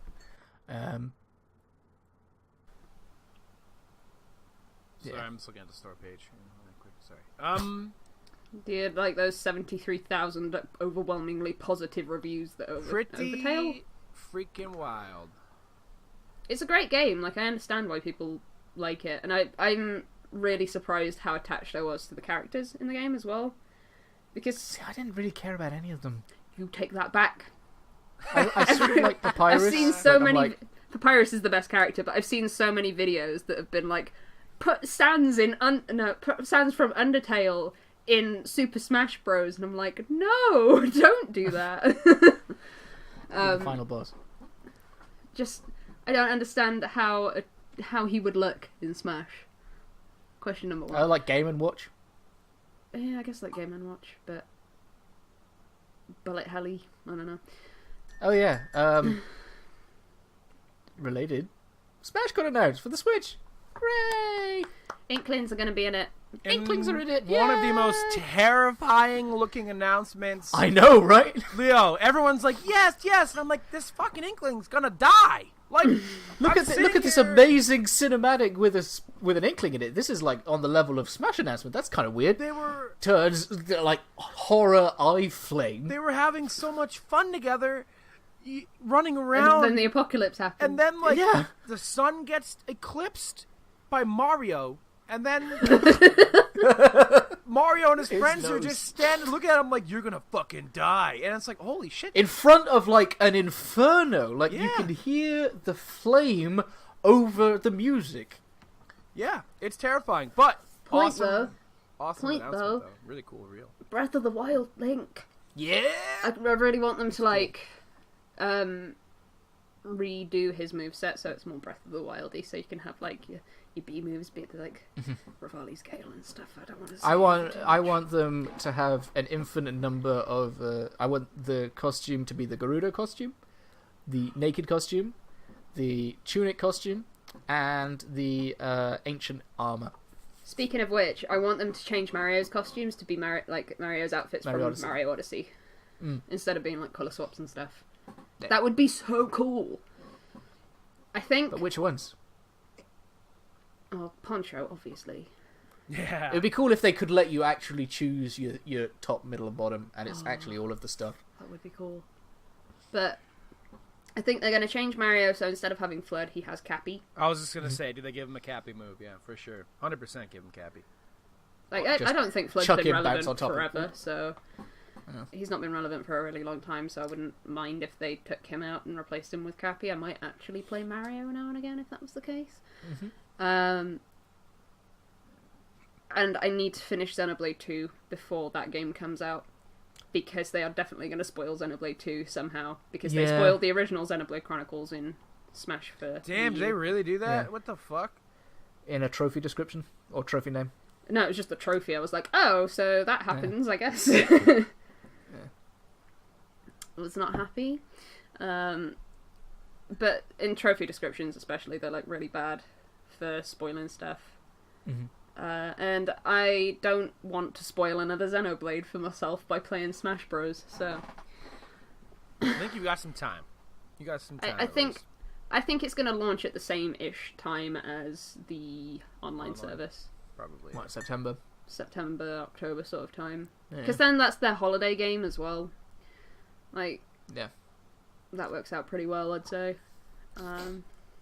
Maybe they release it in like November so that the online's sort of functioning properly, and then Smash should comes hope out. It's functioning properly by the time it comes out, because it's been delayed like a year now. Yeah. Which I shouldn't complain about, because it saved me a bunch of money, but... That saved you 20, but yeah. I'm not excited about Smash. That direct, I was like, right, they're definitely gonna drop some information about the new Fire Emblem game. It's been 440 days since they announced. That was Fire my Emblem. fault, to be fair. Let's go. I am sorry about that. They didn't mention it. No. There's a bunch of games that I'm like interested in playing, like Okami HD. I can finally play that. I could have played that on PS4, but yeah, I'm gonna play it on Switch now. Crash Bandicoot. I can play that if I want. Do I want? Probably Spyro. Probably Spyro. Very good I reckon chance. the reason that they've not announced Spyro yet is because it's going to come out later than the PS4 and Xbox One versions. Probably, yeah. But speaking of which, E3 is like really soon. Our next podcast is going to be E3 predictions. Yeah, because then after that it's E3. So, I mean... It might time out that the one after the next one, but it's getting close. It's getting very close, because that's when they're going to start announcing characters for Smash, and then they're going to be like, here's Sans from Undertale. Here's Shovel Knight. I actually sort of half expect Shovel Knight. Shovel Knight and Shantae are the two I'm expecting. The fact that Shovel Knight wasn't ever like DLC is just crazy to me. Because like he'd be perfect. That's because everyone wanted Bayonetta. That's true. You said this, Bill. Speaking of do you think they're going to replace Cloud with Noctis? Yeah, 100%. But I mean, yeah, 100%. I mean, because he's in Tekken. And I'm like, did they do that? Like, they let him in there, but like, why the fuck not? You know, like, doesn't Bandai Namco kind of help Nintendo with Smash nowadays? Isn't that? Yes. That's why Pac-Man was in it. Yeah. So then yes, Noctis will be in. Noctis will be in every. He'll be in Mario Kart 9 too. Mario Kart 9 too. My God. Can you imagine? Oh, it's Final Fantasy. Can you so imagine? It's all weird. Fucking... Yeah. I came to the conclusion that I think Final Fantasy VII Remake has more of a chance of being on Switch than Final Fantasy 15 does. Yeah. Because they're making it in Unreal 4, which is crazy. But it's not as finicky as Final Fantasy 15's engine, so yeah. I think I'm going to have to give up on that dream, and I don't like that. Rest in peace. Rest in peace. Not having a good dream time. Rest no Fire Emblem, no Final Fantasy 15. Although, episode Aranea, Luna, Arden, Noctis. Yo, can I just say how fun Aranea is going to be to play as? Can I just say that? For real. Yes, you may. Yo. It won't be right, but you can say she has a spear. She's a dragoon. Yeah, it's going to be fucking sick. You know who else has a dragoon? Kirby. Did you play Star Allies? I played the demo. I am really enjoying it, which I am not pleased with because I have to buy it now. Wah, wah, wah. I haven't played. I've not heard great things about that game, to be honest. I have not heard bad things. I have heard. I heard it's very easy. Is an Whatever. All Kirby games are That's easy. true. The challenge is like in 100%ing it. But I've heard that it's a average to good Kirby game, which still makes it a good game. But people would prefer other renditions. But then people are like, yeah, I preferred the one like I think that the Wii U one is better with the rainbow bridges and things, and I don't like either of those games. There was Rainbow Curse or Rainbow Paintbrush or whatever it was on the DS. Canvas or Canvas Curse. Yeah. Canvas Curse. I think it's the one on the 3DS or the DS I didn't like because I didn't really like. I couldn't understand the mechanic. Epic Yarn was okay. That was the Wii one, and then the Wii U one brought back the Rainbow Bridges, and I didn't like it. So I have enjoyed what little bits that I've played. Cool. You know, I always liked Kirby. It's cute. It's fun. And basing that off of the only Kirby game I've ever played was Superstar for the SNES, which is on the SNES Classic, I believe. I think so. Because I always loved the music in Kirby, and it's just a fun idea, just like, the variety and like in abilities and stuff. Yeah. But I played Kirby 64 too. I played that. I like that the too. Crystal Shards. Yeah, played that as well. But cool. I recommend there's a demo for it. I recommend just snagging the demo. There's co-op in that, yeah.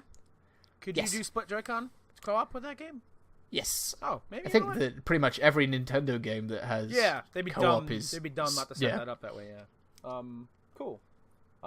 Speaking of the Switch, and speaking of Bayonetta, I started playing Bayonetta. The other week. 1, 2. Oh, starting at 1. I have never played a Bayonetta game before ever. I played the demo for 2. And I'm like, I like this. And then I bought the collection for the Wii U. Never got to it, and then I eventually ended up selling my Wii U once I was done with it because I'm like, you know what, I'm not gonna play it ever again. Switch is coming out, and I was hoping a lot of these games would be ported to the Switch, and that seems to be the case. So I won, I think, the battle. So I started Bayonetta 1 about 2 weeks ago.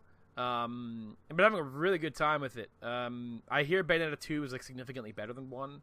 But I'm not really having any problems with the first game, like in terms of like any of it being like aged or whatever. It seems to have aged fine. The combat's really fun, very stylish. The music's really good.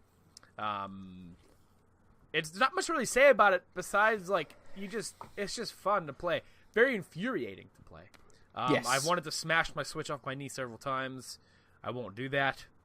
I would not play Bayonetta in handheld mode. Don't do it. Similarly, like if for whatever reason I bought Dark Souls for the Switch, I would not play it in handheld because like you can't just throw the controller because you have the temptation then to be able to actually throw Bayonetta herself across your room. So don't play it in handheld mode. But beyond like some of the infuriating moments and all that stuff, and I think sometimes I want to get a Pro Controller because sometimes doing certain inputs and combos with the Joy-Cons, it just feels. the sticks on the Joy-Con, I don't like them for certain things. I don't really care for them for Splatoon, and I don't really care for them for using, because certain combo finishers in Bayonetta have you kind of like Mario Partying the stick. Yeah. And that Joy-Con stick doesn't really work too well for that, at least like in the times that I've had to use it. I've gotten used to it, and I'm like, whatever. I'm not going to go spend $80 to play Bayonetta, you know. I'll eventually get a Pro Controller, but it's pricey. But think about it. You'd be using it for Bayonetta 1, 2, true. 3. And Splatoon. Splatoon. Yeah. And you could use it for your Mario Kart, your Xenoblade 2. I'd probably use it for everything. You know what I mean? That I could use it for. Yeah. Just not for like stuff Warriors. like Mario Odyssey, because I like using Split Joy-Con for Mario Odyssey. But, dude, I want a Pro Controller for Warriors. I want one so bad. It is pretty good. It's I can't one stop of my playing most Fire sought Emblem after. Warriors. One of my most sought after things getting a Pro Controller. Although I was on the verge of buying a Xenoblade 2 Pro Controller. Kinross was like, nah, hold off, it's fine. So I held off. It's out of stock everywhere now, so I can't get that Pro Controller anymore. But you couldn't afford it at the time. I could. Couldn't have eaten So afterwards. speaking of like Fire Emblem, one of the things that I love so much about like these ports of Bayonetta, and it was present on the Wii U as well, are the costumes. Yeah. And like it has me excited to see, like, you know, I'm sure they'll add costumes in Bayonetta 3 as well, since they're in both 1 and 2, and it gets fun like using the Princess Peach costume. If you're using the default Bayonetta, when you finish a combo, like a big stiletto will come out of like the nether world or wherever and like finish the combo and crush the demon. But if you're using like the Princess Peach costume or the Daisy costume or whatever, a big Bowser hand comes out and crushes the enemies instead, which is super funny. And they actually changed up the mechanics too. Like if you use the Link skin, you could actually like use a shield to block, and you don't like get blocks like that with any other costumes. So they do some like fun things like that, and I've been playing in the Princess Peach costume because I love the Bowser hand. I can't get over it. It's just so funny to me. And you get coins, like Mario coins, instead of like the halos for the currency and everything. And it's a lot of fun. I gotta try the other costumes out and see what they do. But I feel like I should give Bayonetta another try. I'm curious as to how big the download for Bayonetta 1 is, because I'm still not on the micro SD card train. I think it was like 3.4 gigabytes. I think. Oh. Yeah, it wasn't big at all. Yeah, I downloaded it pretty quick. You know, it doesn't take a lot of room. Because LA Noire required like a 20 gigabyte patch, so I was thinking it was going to be quite high. I'm thinking maybe I want to give it another try, because I think that I was just being impatient with it and couldn't be asked to learn the minuteness of the combat. I want to give it a try, but I still own it on Wii U, and I feel like maybe I should play that one. Could you see how much something takes up on here? Yes, you go to... Oh god, I've got to unplug myself to find this information. Everybody get the Switch.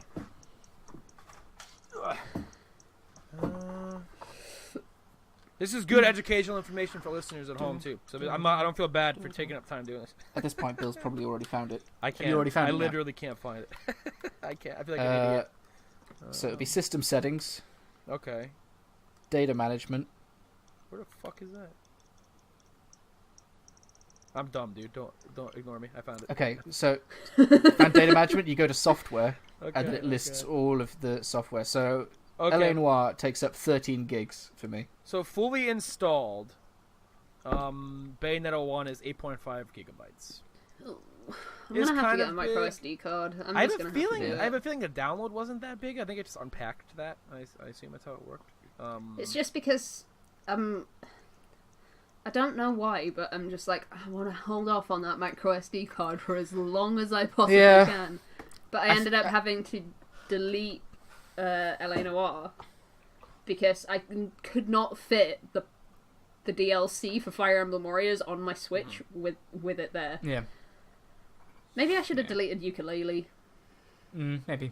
I ain't playing that game again. Sorry. I'm just not. I think you just need to buy a micro SD card. They're not expensive. Yeah, I just want to wait for them to be as cheap as they possibly can. Well, they're always going to get cheaper, but it depends on what size you want. I think I've either got 128 or a 256. 400 gigabytes, exactly. That's what I'm waiting for.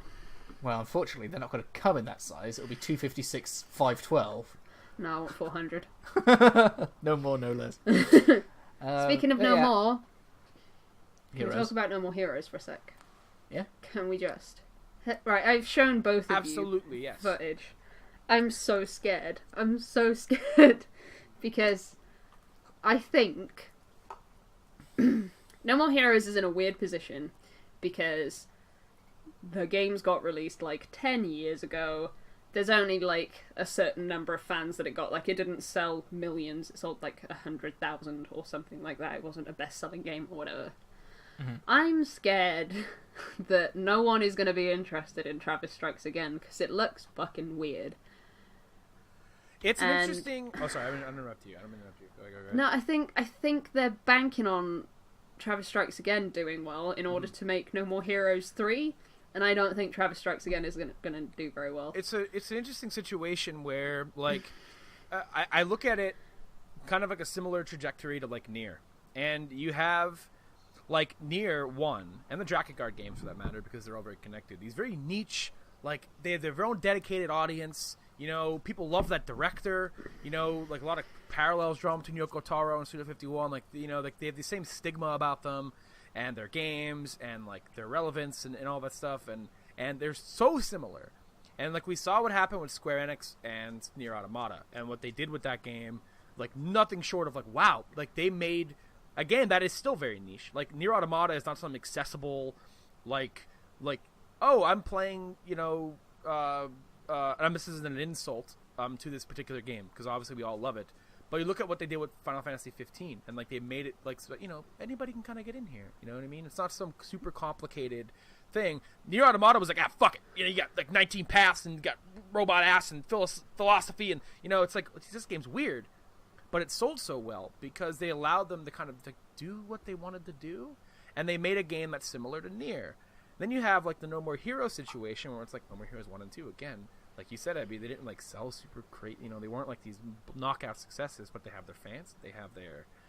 It's more like a cult classic. I think. Yeah, that's the way to describe it. And you have a chance with the Switch and like how hot the Switch is right now. Like you look at how it's doing with like for indie success, and like, you know, they're people are buying software on the Switch. People want to play games on their Switch. The people who own a Switch will buy anything at this point. Like, because like it's on the Switch, and like I will buy anything if it looks good on the Switch because like I want it on there. So you have this situation where it's like people are buying like the people who own the Switch are buying stuff actively. You have a chance with like, you know, other games from Japan like Yakuza with Yakuza 0 coming out, and like holy shit, you know, another game that barely sold in the West, but word of mouth, they made their game and it just caught on. It just boom, perfect time to strike while the iron was hot. And I feel like they kind of had a good chance here with No More Heroes. I'm finally getting to my point. I feel like they had a good chance here with No More Heroes to do the same thing. Because the Switch attach rate is so high. People are buying so much stuff for the Switch. People are into weird Japanese shit at this point with Yakuza and Nier and all these things succeeding. And, you know, I think they had a chance to really do a full-fledged No More Heroes sequel and not have to worry about playing it safe. And I think it could have been successful. But at the same time, it's almost as if this is even weirder than like if they would have just done a No More Heroes sequel, because who the hell wants to kind of play this, you know? Like me, because I'm a legacy fighter. On the surface, yeah. Yeah, like the only reason I want to play it is because it's No More Heroes. It's Travis and it's No More Heroes. But as a rule, I don't think I'm a massive fan of Suda games, because I've played a lot of them and I've not loved a lot of them either. Yeah, that's a good point. Like, if anyone's ever played fucking Flower, Sun and Rain on the DS, one of the worst games I've ever played in my entire life. I wasn't a massive fan of Lollipop Chainsaw, wasn't a massive fan of Shadows of the Damned, and I just came to terms with the fact that maybe I don't like Suda's games, I just really like No More Heroes. So I don't know. I wonder if Travis Strikes Again is I don't know how long it's taken necessarily to develop, but if it's a response to how well like digital software is selling on the Switch and like the sort of stuff that it is. I think that if you're producing something that you're selling is like not quite micro games, but that sort of small contained mechanical bits with a hack and slash element, whether that's something that they're going for because they think that is the Switch experience that people want. And so actually it will sell rather like well. Making a handheld game, basically, is what... yeah. Know, yeah. Like a mobile hack and slash type thing, and whether that will actually sell enough to just the general public who don't care about the No More Heroes sort of element to it. They're just like in for it for a game, and it happens to subsidize a full. I mean, I'm just so curious about how geared towards fans of No More Heroes this is. Like fan service, yeah. Like because. Go ahead. Sorry, you no, do. No. There's a good chance that they're making a No More Heroes 3. We just don't know about it. Also, well, he said he wants to make No More Heroes 3. Like, he's got design docs for No More Heroes 3. So it is a thing that in his head that he wants to... So it's a thing that he wants to do, but we've known that for like 10 years by this point. He's just never, like... I think the engine that he makes his games in predominantly now did not play nice with the Wii U particularly. So I think he's sort of held off for a while. They ported No More Heroes to the PS3, and then it's just sort of been dormant ever since. And then they're coming back with Travis Strikes Again. And I lost my shit when they announced that there was going to be a new No More Heroes game, because at that Switch presentation where it came out, and I was like, don't you be wearing that fucking t-shirt, dude, because he was wearing like the No More Heroes Santa Destroyed logo on his shirt, and I was like, I can't deal if it's not going to be No More Heroes. And then it was, and I was like, no. But thing is, I love No More Heroes. It's like one of those games that sort of like defined a lot of things that I look for in video games. Very important game to me. I love the writing, love the characters, love the combat. I just think it's fun. And none of that seems present in Travis Strikes Again. And I feel like I don't want to be like, go buy Travis Strikes Again, because I want people to experience No More Heroes sort of the way I did. Yeah. If you know what I mean. So I don't think it's going to be something that I recommend to people who haven't played No More Heroes before. I think it'd be cool if they did like a collection for the Switch, 1 and 2. Because I've been saying that for a while. That'd be awesome. Because you've never played it, have you? I've owned actually I still own the first game, but I don't have a Wii. I don't have a Wii or a Wii U anymore. You can get like a Wii for probably. Yeah, I'm sure I can find that shit. We worked out the other day. It's actually cheaper. It's really cheaper to buy a Wii than it is to buy a Wiimote. So you get the Wiimote like packaged in with the Wii. I still have the Wiimote over here, but I just. Well, it's cheaper to buy a Wii than it is to buy a controller separately. Where I left off in No More Heroes was I fought like this girl in like a Japanese like samurai house thing with like tatami mats and pillars. Like that's the last boss fight I beat. Shinobu. She was number 8. Also, I kind of made it. Was I far in the game? No. No. Okay. You were at the 3rd boss fight, I think. Oh, I thought you meant like it goes boss death metal. Yeah, it's kind of like indie Shadow of the Colossus. It's death metal, Dr. Peace, and then Shinobu. Okay, I wasn't far at all then. Okay, fuck it. Okay. Yeah, but I know they released that PS3 version that has like stuff from No More Heroes 2 in it. Is that? Yeah, it's got like dream sequences, which are boss fights from No More Heroes 2. So. This is the thing, like, I wonder if people who, like, played it on PS3 are going to get anything from the story, because apparently the story takes place after No More Heroes 2, because I've been watching a lot of interviews about it. It takes place after No More Heroes 2, and it has something to do with how Travis ended up leaving the No More Heroes motel and living in that trailer, which, I don't know. So the game is canon. Sorry, yeah, my chair is like, squeaky as shit. I'm sorry. That's alright. I've got... So's mine. Oh, yeah. Okay, never mind. We're all squeaky. Okay. Yeah, Half of the editing process is getting rid of squeaks. Sorry. Because when they did that initial trailer, where the dude is like in his car drinking a beer, comes out, like tries to beat Travis down or whatever, and then they get taken into the machine. Mm-hmm. I was freaking out when that trailer happened, because it was such a callback to like things that I liked, because I knew instantly that this male character, who we now know as Badman, I knew instantly that he was Bad Girl's dad, because he has the same mannerisms, because she was an alcoholic, so him drinking the beer, like crushing the cans and throwing them down makes sense. He had a picture of her in his car like dashboard thing, and he uses a bat, and that was her weapon of choice. And I was like, well, they've got to be related. Like, that's a fan thing. Like, only fans of No More Heroes are gonna realize that. And it sucks that they aren't porting No More Heroes 1 and 2 before Travis Strikes Again happens, because they could, because the HD game fucking exists, because they made it. Mm-hmm. They released it, people have played it. I'm not okay. I'm not okay. Because every time I think about it, I'm like, I'm excited for it, because it's a new No More Heroes game. I love Travis, that's great. But I'm terrified. I'm terrified that it's going to be terrible. I shouldn't have faith, because like there's no point in having faith anymore. But I have faith. Here's why I have faith. If I can get Valkyria Chronicles 4, Ebbie, if I can get that after the colossal dump that was Valkyria Revolution, you'll get No More Heroes. On the Switch, it keeps showing up in my recommended game purchases. What's that? Valkyria Chronicles 4. Get ready. I mean, I've not even played 3 or 2 or whatever one it is I've got. Do you need to play all of them? No. So the way it'll work is... It's like Final Fantasy. Is Valkyria Chronicles 1, irrelevant numbers, Valkyria Chronicles 3, and Valkyria Chronicles 4. Now, if I get any corrections in the comments, look, I'm sorry. I haven't played the PSP games. But they all take place in the same war. So the way 4 will work... Fuck out of here, Wire. The way 4 will work is... It'll be taking place in another part of the world while...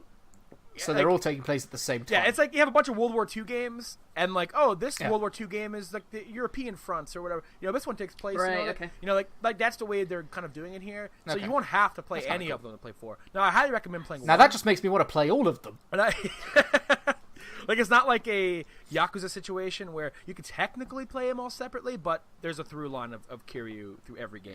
Yeah. Whereas Valkyria Chronicles 4... Jump right the fuck in. I highly recommend the first game, but you don't have to. And they're similar enough from the gameplay that I'm seeing from the demo of 4, and it's out in Japan now, is that it's not a case of, oh, they made all these advancements in 4 and made 1 impossible to go back and play. They're so similar, and they did that on purpose, I assume, because they didn't want to piss anybody off. And that's a good thing. That, like, if you played 4 first and go back and played 1, it doesn't seem like you'd miss really, like oh, this is, like, the quality of life improvements like that. You'll be fine. So yeah, you can jump on that that tank. Cool. I'm going to do that then, because it's on Switch. Be awesome on Switch. Yeah, I can't wait for that. I'm gonna play a bit of it on my PC.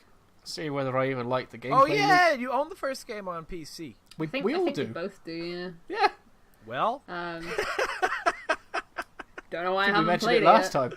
Yeah. Game's incredible. But yeah. Go and play the original No More Heroes. That's all I'm asking. I'd like to play that. I loved what I played of it when I played it. I loved that game. It was something. It was so frenetic and fun and what year did that come out? No More Heroes 1. 2008. That's my guess. 2008. So that was like. Yeah, it's 2008 because Desperate Struggle came out in 2010. I think. I'm gonna check. No More Heroes. But yeah, like the frenetic, like just look at that game and how nuts it was. Like it kind of appealed to me a lot back then. I was like 10th grade probably. Like that was 2008. The I was phase right. of constantly rewatching like Fully Cooley and crazy other shit like that, and I just loved Full cool. Fluorine chlorine. Speaking of dreams, this is why. Okay, Ebbie, you're gonna get No More Heroes. Have you played Dreams? No. I want that to come out though, because we were talking about Far Cry Arcade, and like, but people are gonna do with Dreams is gonna be unbelievable. I have no doubt in my mind that it's gonna be something special. I just hope it catches on. I got a sneak. Well, I didn't get a sneak. I'm not like some like industry insider. Adult Swim aired an episode of Fully Cooley. This is totally not game related, but you know, I'm talking about dreams right now, and you know, and how great it is to be alive sometimes. They aired the first episode of Fully Cooley season 3 on April Fool's Night. Now that sounds weird because Fully Cooley season 2 hasn't aired yet, but the seasons 2 and 3 are separate stories, and dreams do come true. It's so good. I don't even want to hear anybody's shit about it. I don't even want to read it, and I know people are gonna nitpick it. They're like, oh, it's not like it is like the old stuff.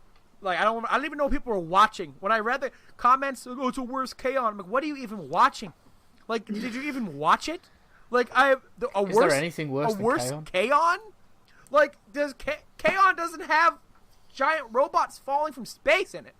It doesn't have It does. You're just not paying attention. You're too distracted by the moe. It's like, what the fuck were they watching? And then I commented in a thread. I'm like, I wasn't expecting to hear that. Like, yeah, and it's actually a disservice to K-On! Like, get the fuck out of here. You don't even watch it.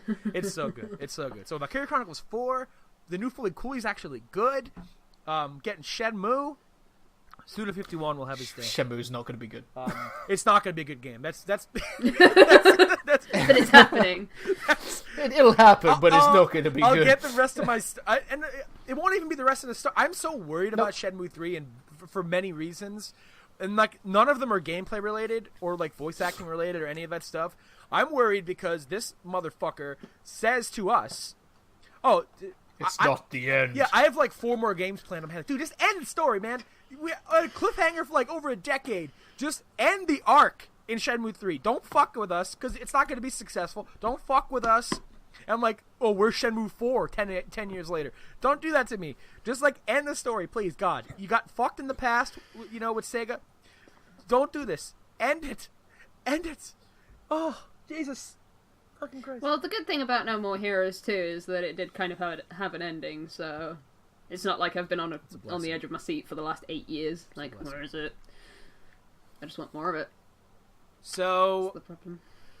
I've also been playing Final Fantasy 12. Is that Zodiac Age? Yes.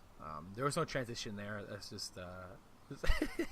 I've just been playing it. That would have been a good thing to transition from when I was gabbing about Final Fantasy 15's new DLC that's coming out next year.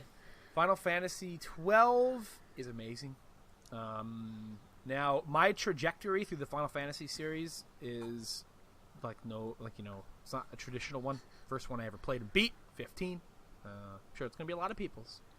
So I guess you went 14, 15, and then you went back down. 14, 15, and then I'd be like, oh, go play 6, go play 9.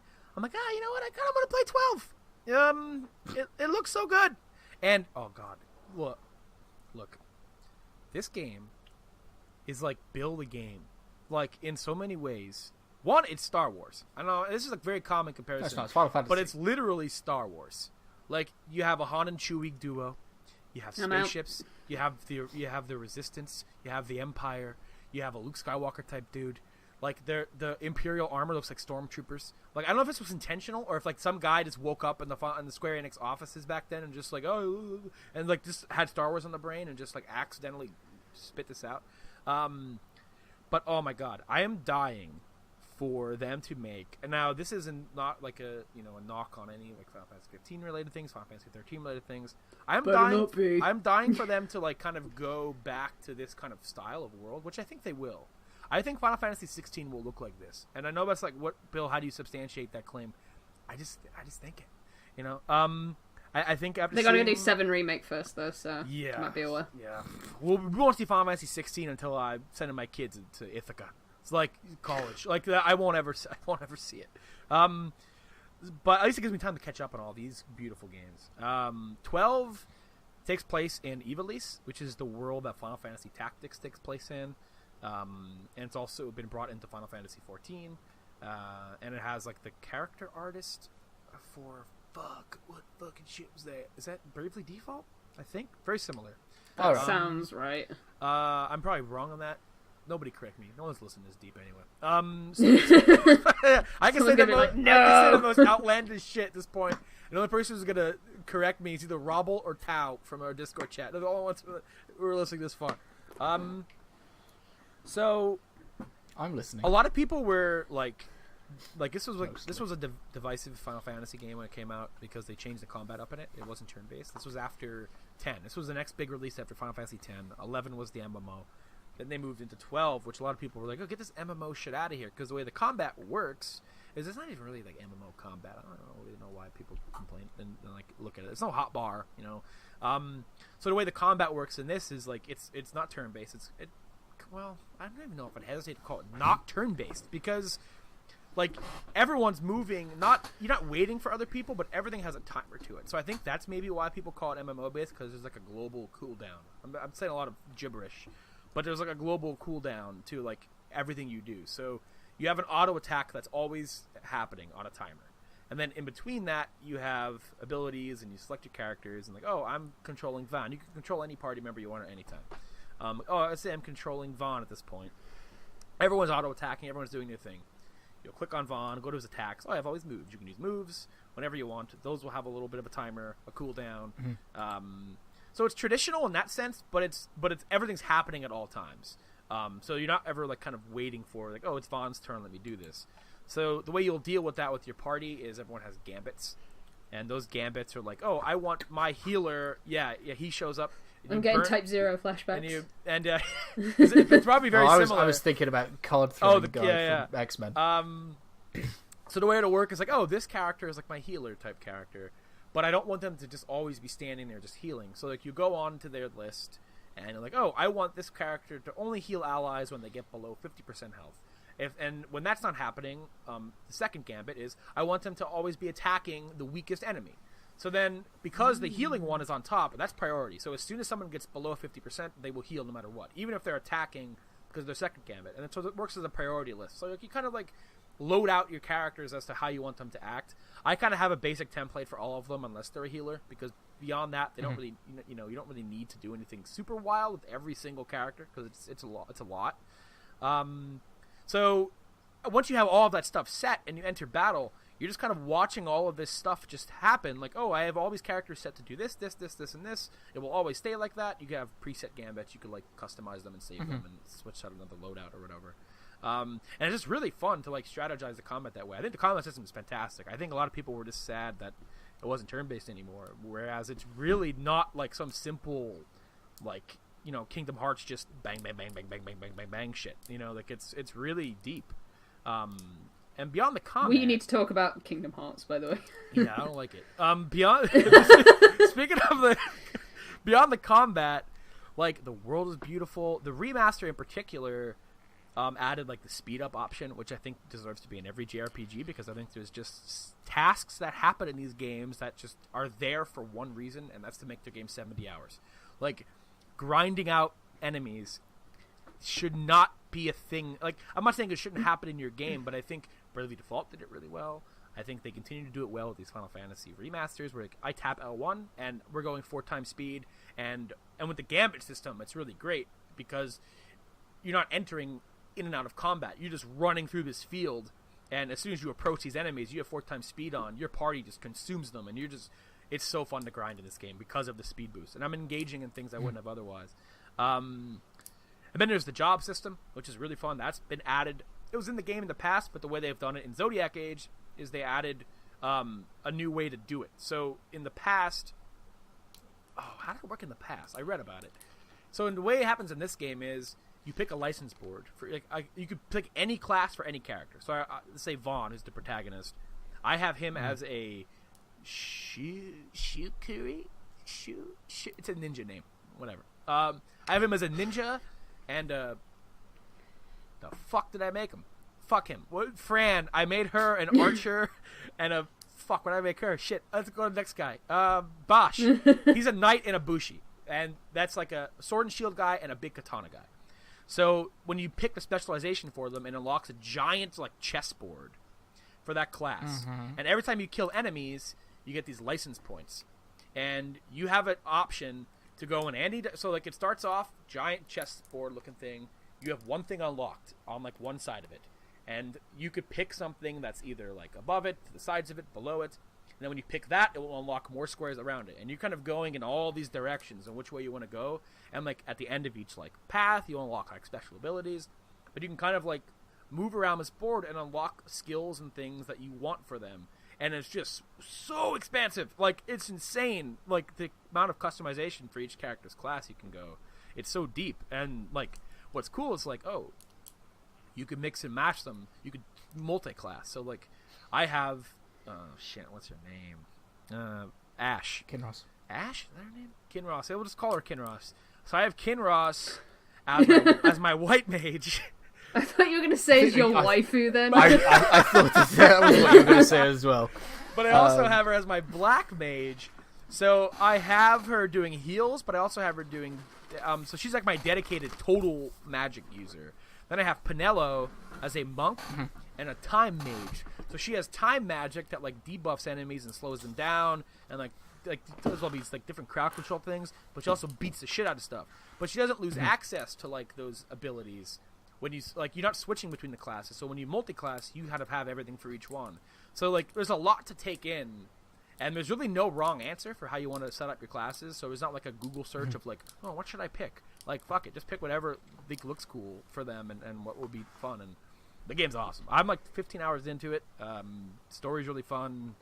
I don't know, was this the trend where they started like voicing JRPGs in British accents? Because they're all in this game. Like Xenoblade kind of carried the torch. It's because we're cheap. I love it. No, I love it. I think because not everyone's living in New York. Like, you know, like not everyone's like some like, hey, you want to go on an adventure? Like, I don't even hear all my dub shouldn't sound like that. like what the fuck? And the dub's really great. They reorchestrated the music.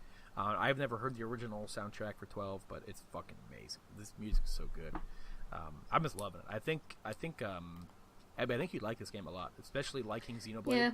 I think there's some very big similarities in like, I was gonna say that like MMO, yeah, not MMO stuff sounds real similar to Xenoblade. This like it's as I'm playing it, I'm like like, you know, I do really want to go back and try Xenoblade out. At least the first one for sure. But I mean, I don't have the I don't have it on. I want to play. Well, you need a Wii to get No More Heroes anyway, so that's true. Might as well buy a Wii, jump back, go through that back catalog, and then just sell the Wii for mad profits. Yeah. But yeah, it's great. It's how you're getting mad profits from a Wii. It's a lot of fun. It's very cheap. It keeps going on sale. Yeah, I think it's like one of the games that I want to play, but I want to get through. I really want to get through Kingdom Hearts because I heard that 2 is good. Yeah. By the way, Game Club is taking a break because no one wants to play Kingdom Hearts. It was just unfortunate. Like, we were on track for like the second session, and then Bill had a crisis of playing it, and I just had like personal mental crisis. I couldn't play it. I just don't want to play it anymore. We just need to bite the bullet and get it done. The gummy ship stuff is the worst thing to be in any game. I disagree, because the next level that we would play, which would be Deep Jungle, I guess. Yeah. Fucking sucks. I just think it's really boring. Like, I don't really know. You know what? We just need to say, screw it, by E3, Kingdom Hearts 1 is done. I mean, just watch the cutscenes, Bill, and no one will know. I mean, like, you wouldn't understand it anyway. Like, even if you beat it and versus watching the one cutscene, you'd know just as much. I mean, I've gone right back into ripping Kingdom Hearts from like wanting to give it an honest shake. Yeah. And I turned it on. I'm like, I'm kind of enjoying this. You know what? The main menu music is really nice. But like, I just don't want to play it anymore. Yeah, I don't think Kingdom Hearts 1 is a good game. And it was the thing of, and I don't mean to compare the two series here, but like, you know, is it a Bill and a JRPG problem? And no, it's not, because like jumping into Kingdom Hearts, like, oh, this is fun. It never kept grabbing me, and then I started Final Fantasy 12, and before I know it, I have 15 hours into it. So it's like I don't think Kingdom Hearts is very engaging unless you're really into the properties that it's incorporating, I think. Or, I don't know. I don't know, though. I don't know what it is. There is something about it, and it's just like... But... I don't know. 3 looks so good. Apparently 2 is really good. Yeah. We just need to get over the Kingdom Hearts 1 hump. It's only 60 hours. Or is it 30? I think it's only 30. It's only 60 hours. No, it's only 30. I think that it's a reasonable length. Yeah. I do want to get back into it. It's just I've left it off at a point that I just don't want to play it. Because the next section that we have to do for Game Club, or whatever we wanted to call it, is Deep Jungle, which is the Tarzan level, which has platforming. And pretty precise platforming at points. Oh, and because the jumping in that game sucks. It sucks so bad. Yep. Well, we'll do it. Story. By the way, I'm trying to open something that has a child lock on it, and I'm 27 and it's I can't push. I'm pushing. I'm pushing, and it's bring it in here. Sorry. Okay. It's something that I. Okay. Kinross, you play anything else, man? besides Played a bit of Sea of Thieves. besides Sea of... I didn't mean besides Sea of Thieves. No. I didn't mean, but because I knew that's what you were going to talk about next. So I didn't mean to like, don't talk about this shit. Fire Emblem Warriors and Fire Emblem Heroes. I want to hear about. Yeah, I've been playing Fire Emblem Heroes actually. I want to hear about Kingdom. Back Into that I want to hear about Kingdom of Thieves the most. Sea of Thieves. What the fuck's happening? Kingdom of Thieves. Welcome to Kingdom of Thieves. So yeah, I've been playing Sea of Thieves because when I bought my 1S, it came with a free Game Pass code for a month. Oh. And if you sign up, if you set up a direct debit, even though it's your free month, you get another free month. So I've got 2 months of Game Pass for free. And Sea of Thieves came out of it. Genius move, by the way, for them putting that yes, shit on it Game is. Pass. Yeah. And it's so that it's not a perfect game, I will say that, but it's just enjoyable to sometimes set sail around the world. You've generally got 3 quest givers. You've got the Gold Hoarders, the Merchant Alliance, and the Order of Souls, I think is the name. The first one's obviously get treasure. The second one is delivering animals, chicken, sheep, and snakes. Chickens. And then the third is like going to islands and killing hordes of dudes and then getting a bounty. The biggest problems that I have are it's not... If you're playing it on your own, you can get a 2-man sloop, so you can like operate that on your own. The problem is that any galleon that sees you is going to be like, there's at most 2 people on that ship. Anything they've got, we can wreck them and steal all their crap. So doing it on your own means that you basically leave your ship unprotected whilst you're doing your mission stuff, which isn't too enjoyable. So when I'm playing on my own, it is just a case of I feel like sailing around this world. Just listening to music and the experience of sailing, it's kind of like Wind Waker in that regard. It's kind of fun. Really, it shines when you're playing with other people, which is what I've been doing on stream with Diredwarf, a friend of ours, and hopefully Bill soon. And then it's just the normal sort of open world experience with friends, being silly and occasionally handing in missions and things. I know that people are wanting some more depth to the missions, because like I said, the merchant one at the very least is literally collect animals as you go and sell them to different outposts that we tell you to go to. And the problem is so chickens are incredibly easy. They're just really loud, and so if you're trying to be stealthy, they're going to alert people. Chickens. The pigs are a pain in the ass because you need to feed them super regularly, or they get super loud and die. And the snakes are just a pain in the ass because if you're on your own, you need to play music to soothe them, and if you don't, they bite you and poison you and all that malarkey. So if you're doing it on your own, you're carrying a snake in a box, eventually it'll get angry and bite you. So you need to have someone around playing music. Cool. But otherwise, it's a fun time. I don't necessarily know at this point if I'd be paying for it. Right. Yeah, because you're still on you're in your 2 free months. I'm still at the free, yeah. And so everything is unlocked. Like, there are no microtransactions. It's all unlocked. All the cosmetic stuff is unlocked through interesting. Earning gold. I didn't know that. They've said that they do not want to put microtransactions in it ever, if they can help it. And their next big content patch is scheduled for 2 or 3 months away. I don't know if that's a little bit too long for some people.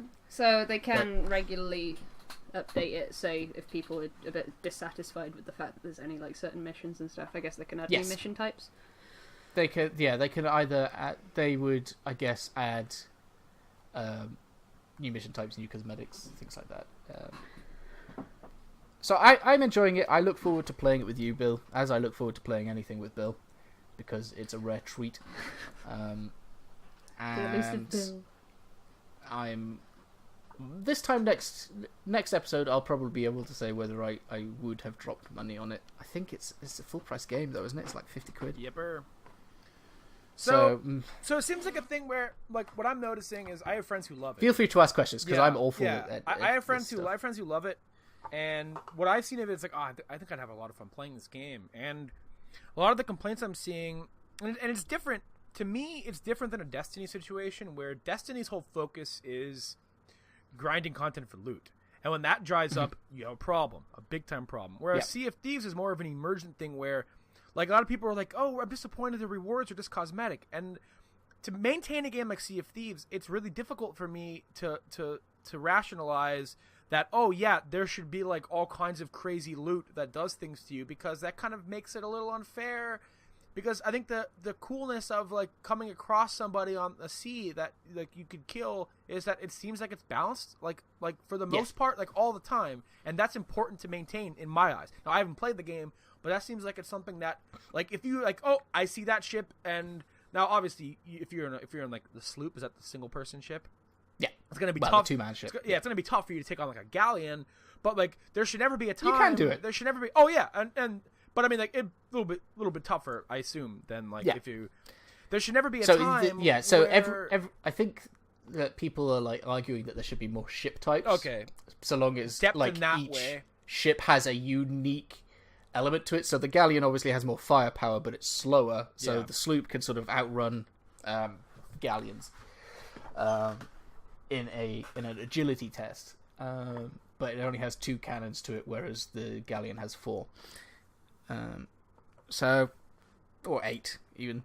Because to me, it seems like a game where, like, it's what you make of it almost. Like, that's what I'm seeing. It's like, depending on who you're playing with and what is fun to you, like, to me, it's a situation of it's going to live and die by its player base and what they make of it. Now, that's not to say that certain devs shouldn't be held accountable for certain things not being there, but to me, what I've heard about Sea of Thieves, what my friends have told me about Sea of Thieves, what, like, you know, I've seen it, like, watched of it in the streams, like, the game is just like a good ass time, like, you know, like, and the thing that kills me, and this, like, phenomenon that every game needs to have, like, 300 hours of unique content or it's a waste of money.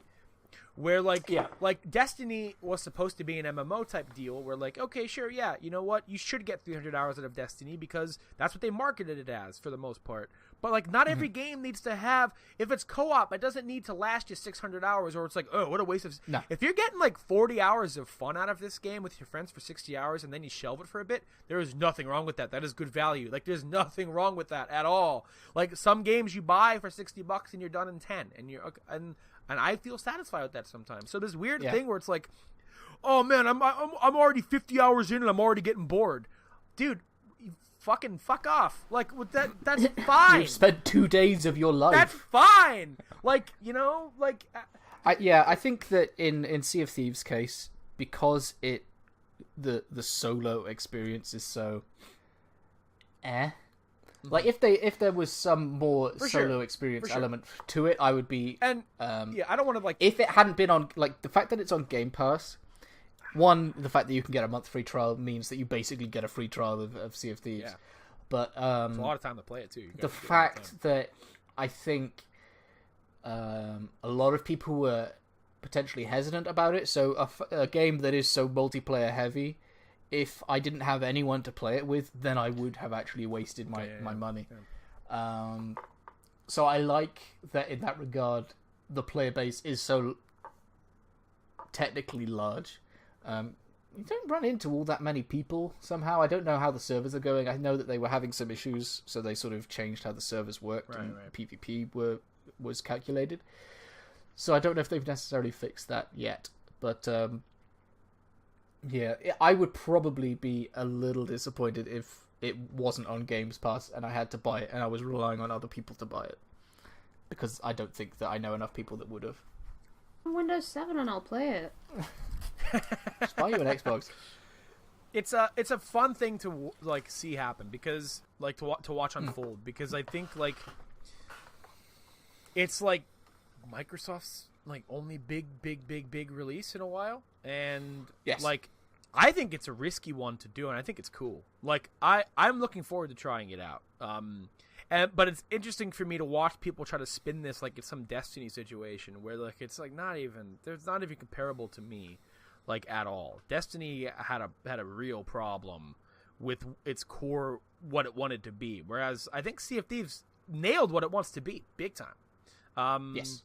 It just feels a little light sometimes. For sure, yeah. And I don't mean to dismiss any criticism because I haven't played it. No. But some of the things that I'm reading, where it's like, oh, I'm put 100 hours and I'm done. Like, dude, there's nothing wrong with that. Like, do you have anything else to do? Like, you know, like I played Monster Hunter World and I put 60 hours into it. I haven't played it in weeks, and I'm not.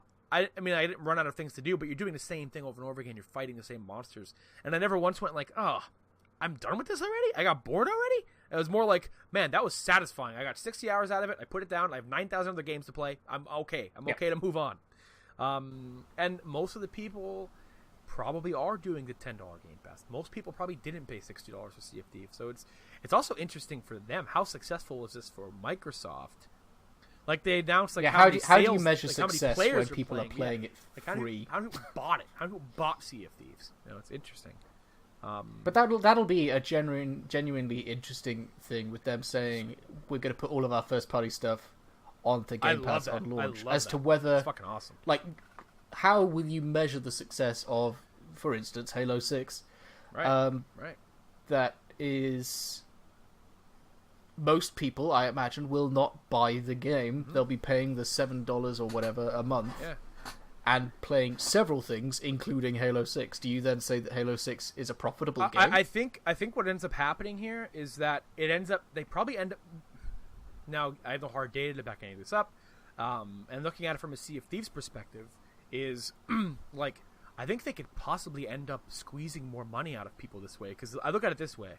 I spent $10 to try Sea of Thieves, and I got really into the game. I love it. I either now buy that game, or... in order to keep playing, I have to keep spending $10 a month. Now, I get access to other games, but let's say I've now done that for a year. I've just given them $120 to play Sea of Thieves instead of $60. And I think, like it maybe doesn't add up, like, for because other games are on the service, like Halo 6, like you say.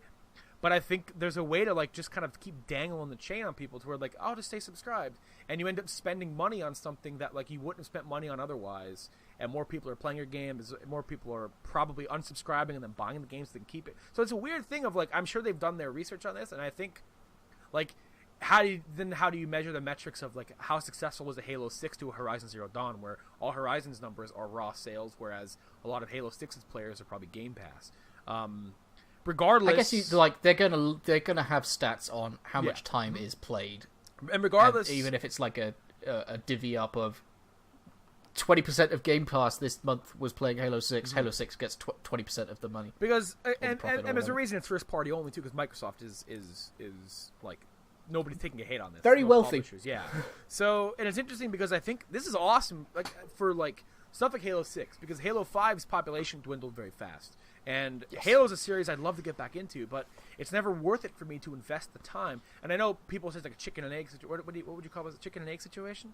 Or no, it's something else. Fuck.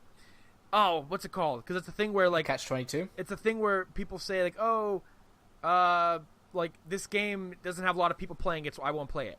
But, like, if you would just... If everyone stopped thinking like that and just played the fucking game, they'd have a lot of people playing I think that's a Catch-22, isn't it? Yeah, something like that, yeah. It's like a self-defeating... something weird. Self-fulfilling prophecy. Yeah, there you go. Like the Wii U didn't sell anything because there's no games, and there's no games because no one bought it. Yeah, so it's an interesting thing where, you know...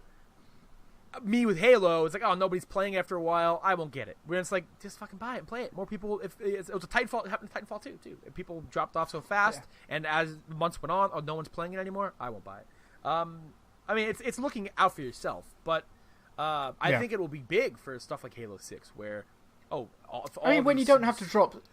This is the problem with the $60 price tag, is when there's such a heavy multiplayer component, is if people don't play it, then you've wasted $60. Yep. But if you only spend 10, it doesn't matter.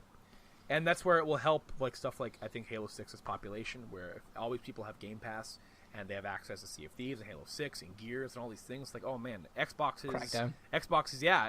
community is like all unified. Like, a shot in the arm for games that might have died off after a while. But if I have Game Pass and it's like, oh yeah, fuck it, I'll check out Halo. Like it's included.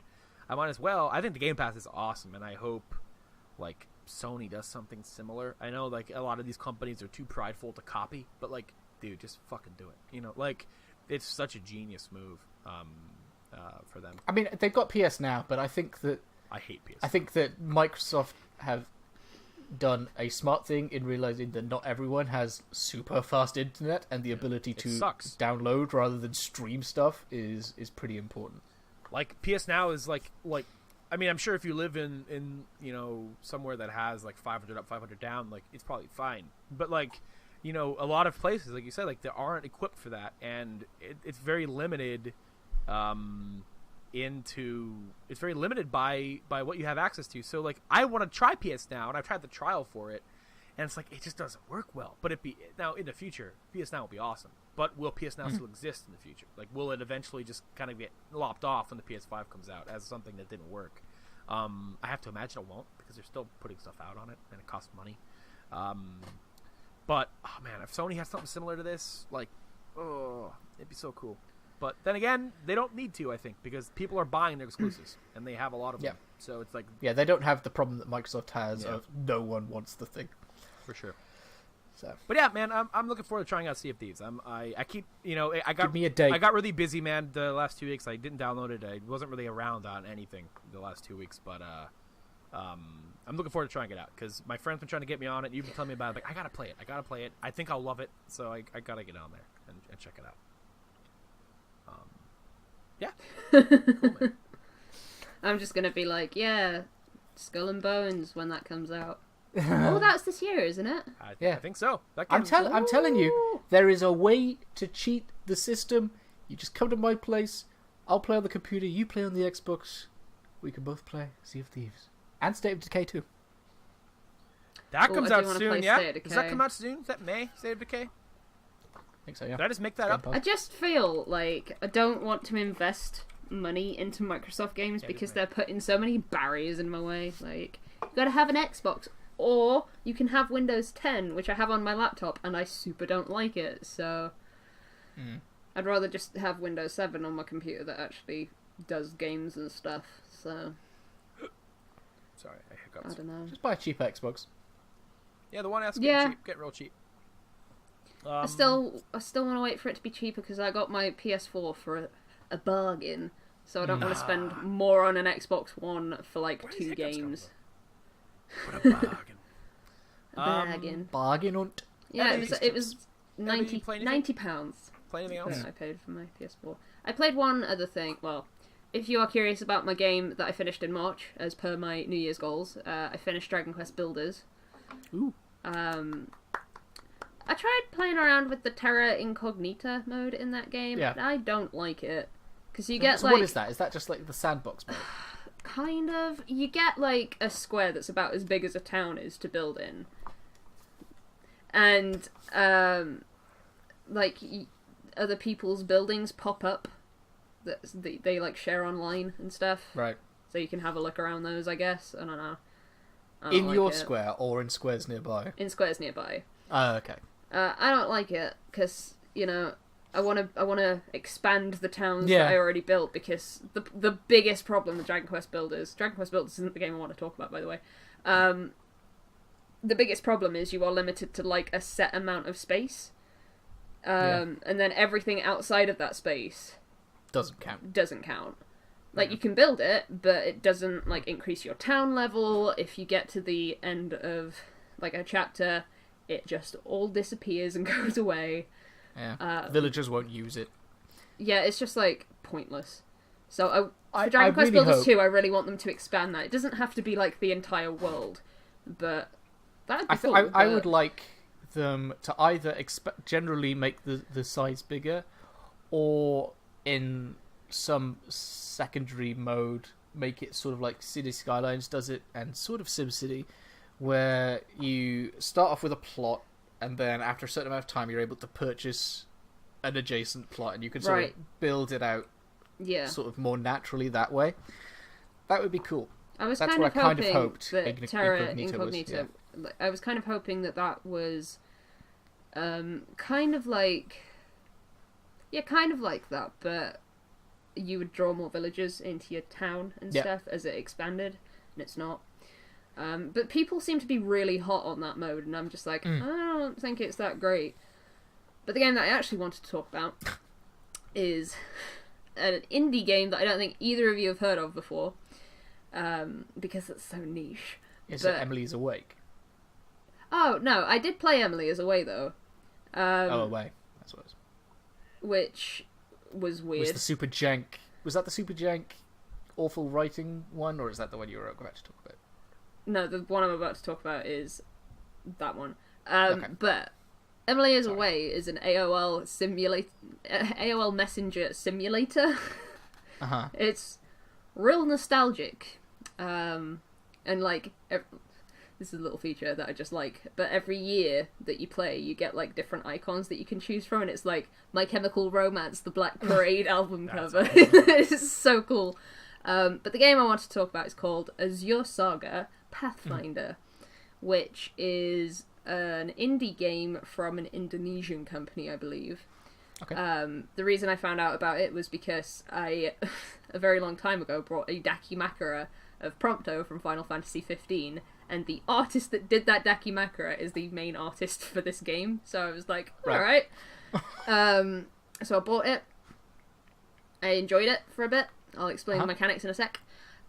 Enjoyed it for a bit, and then it just kept going on, and on, and on, and on, and I'm at the point now where I think it's incredibly boring, but at first I thought it was great. Mechanically or story-wise? Well, the story's... I'm sorry if you are listening to this, developers of Azure Saga. The story is not very good. Never very good, or just sort of lost its way? Like, predictable, not very good. Like, I know how the story's going to end, because it's been pushing me that way. You just don't know when it will. 12 hours. It's just, like, it never ends, because I'm like, right, I must be close towards the end of this game. There's another section? Okay. I also had a bug where I lost a bunch of my progress, but we'll talk about that in a sec. Is it the same sort of bug as in FE Sharp, where the bug was you just didn't save? No, you can only save in certain points, so not entirely my fault.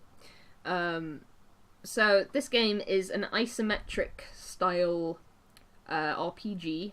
It's styled very similar after JRPGs of old. It's got turn-based combat. It's got some really cool mechanics in its turn-based combat, so if you use like 3 skills with 3 different characters that you have, they do a united skill, which means they just all do like this really cool flourish together. I think that's really neat.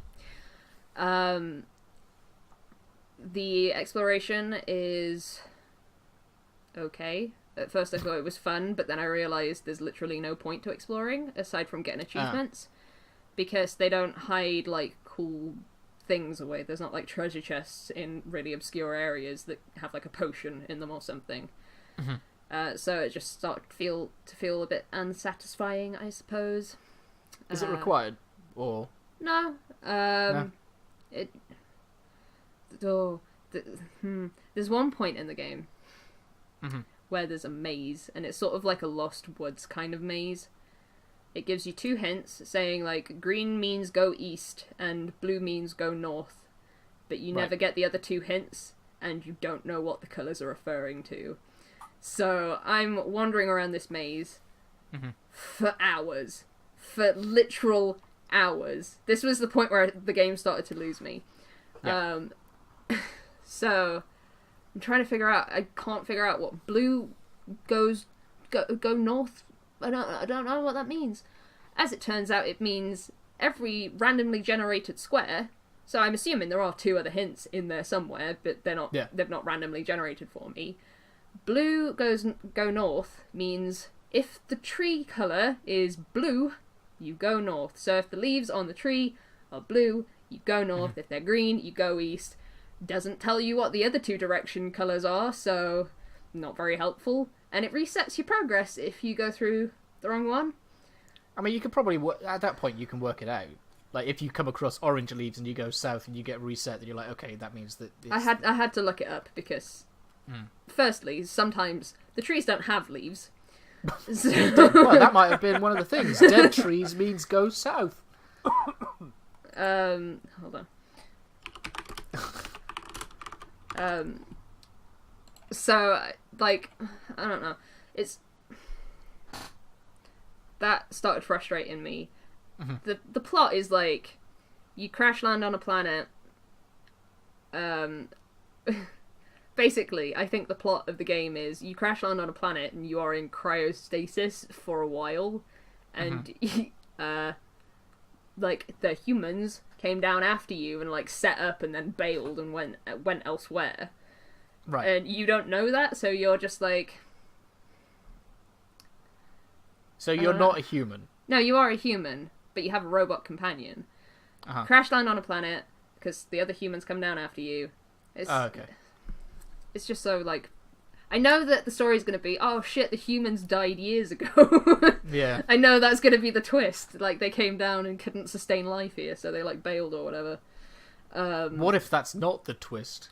If that's not the twist, I'll be surprised. There are humans in it, but I don't feel like... I feel like they're a different breed of humans. It turns out that you actually crash landed on Earth. It could be. Like, I genuinely...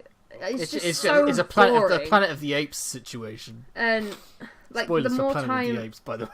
The more time that the game goes on... Yeah. The more I'm like... This is just not good. Like, it's decent. Like, I'm not saying it's a bad game. I'm just saying... Is the art good? The art's really good. It's just, like, the more time goes on, I think the lazier they got, because I sent you a screenshot, I don't remember what it said, but the English in it was fucking horrendous. Yeah. And, you know, to a degree I'm like, well, it's not their first language, whatever. But up until that point, it had been pretty good, so I know they can do English, it's just they didn't do it as well in the later half of the game, like they were trying to rush it out or something. It might have been that the translator was getting bored. It could be, but I don't think I'm close to the end of the game yet. That's the thing. I don't think I'm close to being there. And I don't know if I can finish it, because I just... Is it on how long to beat? I don't know. Let's see. And also you said you were going to talk about the mechanics, and I sort of kept interrupting you, so... Your interesting mechanics. Oh, I already mentioned them. Oh, did you? Yeah, the United moves. Oh, right. Like, I don't want to say, oh, don't play this game, because it's bad. But it is on how long to beat. No one's... 300 hours. No one's put in any time. No one's beaten it. Not enough data. Like, I feel like I should send you a video so you sort of know what I'm talking about in terms of gameplay, to be honest. But you couldn't watch it anyway, Kinross. I'll send you one later. But...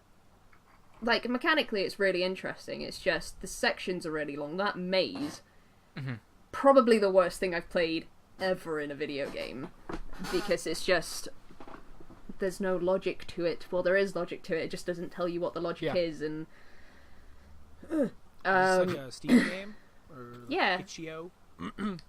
It's on Steam. I think it was kind of expensive-ish. No, like it wasn't like... crazy expensive. It was just a bit more expensive than I'm used to paying for indie games, because I usually get them on sale, because I'm a cheap person.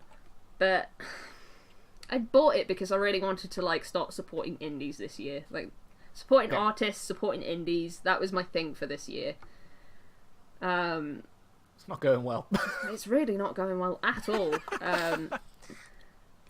Like, Indies I didn't refund suck. the game, because for the first 2 hours I was really enjoying it. It's just, it got to that maze, which was about 5 or 6 hours in, and I was like, okay, I don't want to play this anymore. Because while you're doing that maze, I'm pretty sure random encounters are going off as well, so you just like, getting really frustrated, because you're going around in circles, you're getting these random encounters that you don't want to do, because you've had, like, 500 of them or whatever. Yeah.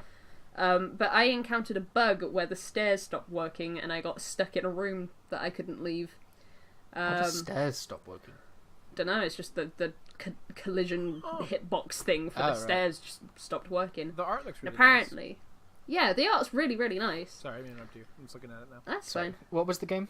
Azure Saga Pathfinder. I can type it in the thing. Azure Saga Pathfinder. Yeah, thank you. But Marges. it's like a really pretty game, and I think the base of it is actually quite good. It's just it's got some design things that I don't like. I think the random encounter rates are a bit too high, and it makes like this. it makes exploration just that bit not fun, if you know what I mean. You know, like, if you played a Pokemon game and you didn't want random encounters, you'd just avoid the grass if you could. Except for if you're in the ocean, then there's tentacool everywhere. It's like the whole game is the ocean in Pokemon. Because you get to the point where you're exploring these massive sections and you're just fighting things that aren't a challenge anymore. Wasn't that like that reminds me of like the main reason I don't want to play like OG Final Fantasy. Yeah. It's just like random encounters. I'm not a massive fan of random encounters. Yeah. So I don't know. Caves too, Zubat bastards. Yeah, it's like the whole game is caves and ocean. Deserts too. There's a surprising number of places where the wild grass does not apply. But like the art's really good, and I want to be like, yes, buy this game because I really enjoyed it, but I super don't. I might go back into it and change my mind and think, actually that was all right. But I put 11 hours into it, and like a big chunk of that was that fucking maze. So yeah, it's like I really want to get back to I can't remember the name of it, but you know that I don't want to call it a furry game, but it's a furry game where the guy did all the art by himself. Yes, Dust and Elysian Tale. Sonic I knew that there was a pun. I really want to get back to that game because the dude obviously put a lot of effort and heart into it, and there's just some mechanical elements I don't enjoy. Yeah, see, that's the thing about Undertale that I got, was that there's so much heart and like spirit put into the game, but I don't get that with Azure Saga, if you know what I mean. It feels like there's obviously a lot of polish to it. Some of the mechanics are really fun, but overall I don't get the same feeling, and I don't know why. Yeah, because that's probably not a nice thing to say about someone's game, is that I didn't feel that it had a lot of heart in it, but that's just how I felt playing it. Yeah, I mean, you can't help that.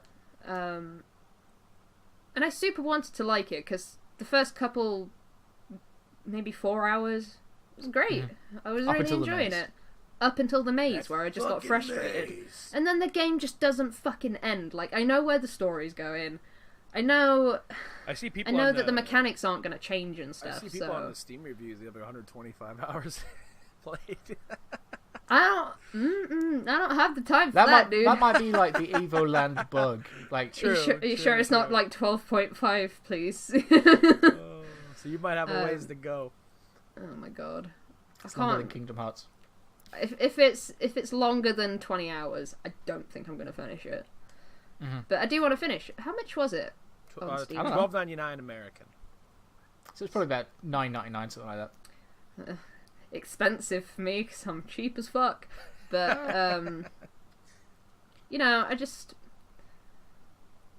it was taking a risk on a company that I hadn't heard of. Like I would happily spend £15, £20 on whatever the next Stardew Man game is.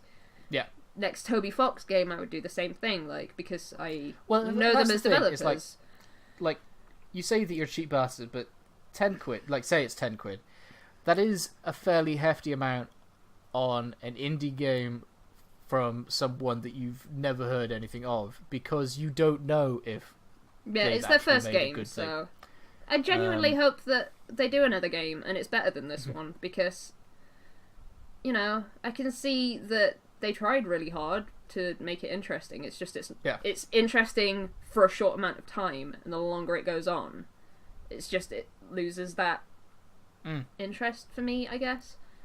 I'm sure that there could be a very interesting discussion on the merits of indie game development and how to do good.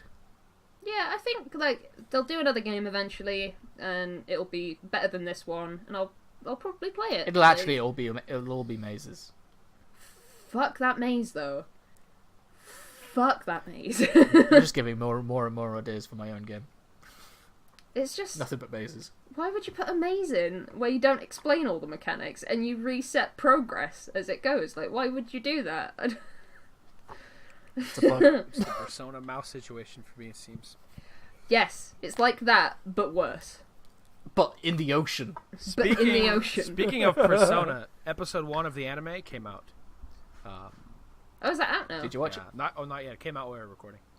As soon as we're done. I can't watch it until like Monday because someone's coming over who hasn't finished the game yet. I mean, it's episode 1, so I mean, like, it's the beginning of the game. So unless they like do some weird shit in the anime where they start like foreshadowing. I mean, the beginning of the beginning of the game spoils the middle. I gotta check if it's on Crunchyroll. It is. It's out on Hey. Crunchyroll for me anyway. It just came out 2 hours ago. But so I'm fucking hyped. Have you? I'm so hyped. Maybe I'll start watching anime again. Watch I Persona. wanna get back Kinross. into it. Watch Persona with me. We'll all keep up on it. We'll nitpick it. Like Do you want to watch it after this recording? like gamer snobs. Oh, dude, it's not on Crunchyroll. Oh, Is it not? maybe. Maybe The tomorrow. Daybreakers is. Yeah, that's like an old prequel movie that came out. That's an original story. Stretch. Yeah, so maybe later it'll be out. I don't know. Yeah. I don't know what Maybe. like their time frame is for like UK and North America shit. But Normally it's at the same time. that's what I Is it thought. on the I'm list? surprised by that. That's. Oh no, it's on the list, so it should be coming out. Cool. Mm. It might just be up for premium. Oh, it's out. It's just it didn't show up when I searched Oh, Persona Space 5 because the title is there is no Persona space. 5. Yeah. There's no space. But anyway, Alright. anything else that you played that you'd like to talk about before? Because I think I'm done. This is my clue. The What's 8th that? game. Also, another word for 8. The Octopath Traveler. The demo. Ah! Which, by the way, is I now thought- officially I called thought you were talking about Oops, Octopath I've gone down. Traveler. Yeah, I thought you were talking about the Octoling expansion for a sec, Oh, and I no, was that's like, not out I yet. didn't play that. But yeah, Project Octopath Traveler. It's got a demo on the Switch, and I thought Does the demo page still say Project Octopath Demo? I don't know. Let me have a look. Because it's obviously not called that anymore.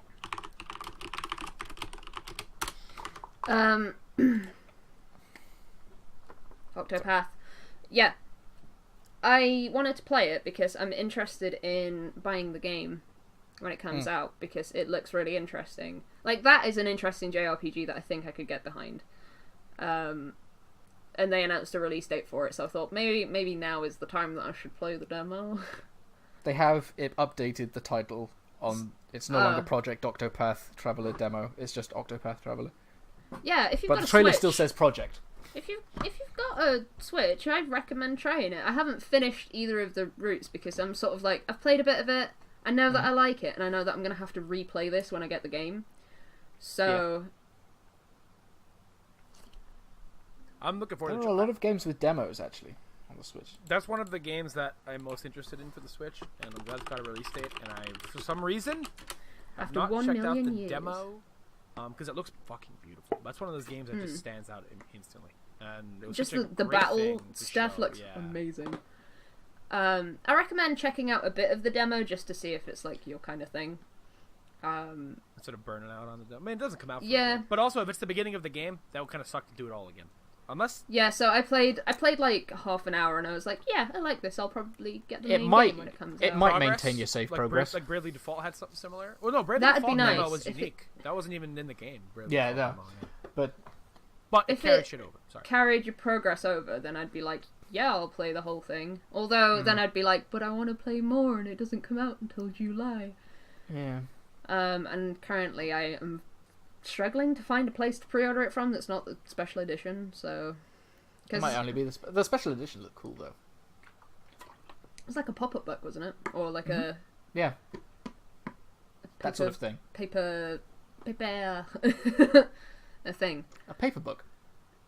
Like a diorama. Pop-up book. Yeah. I don't know. Yeah.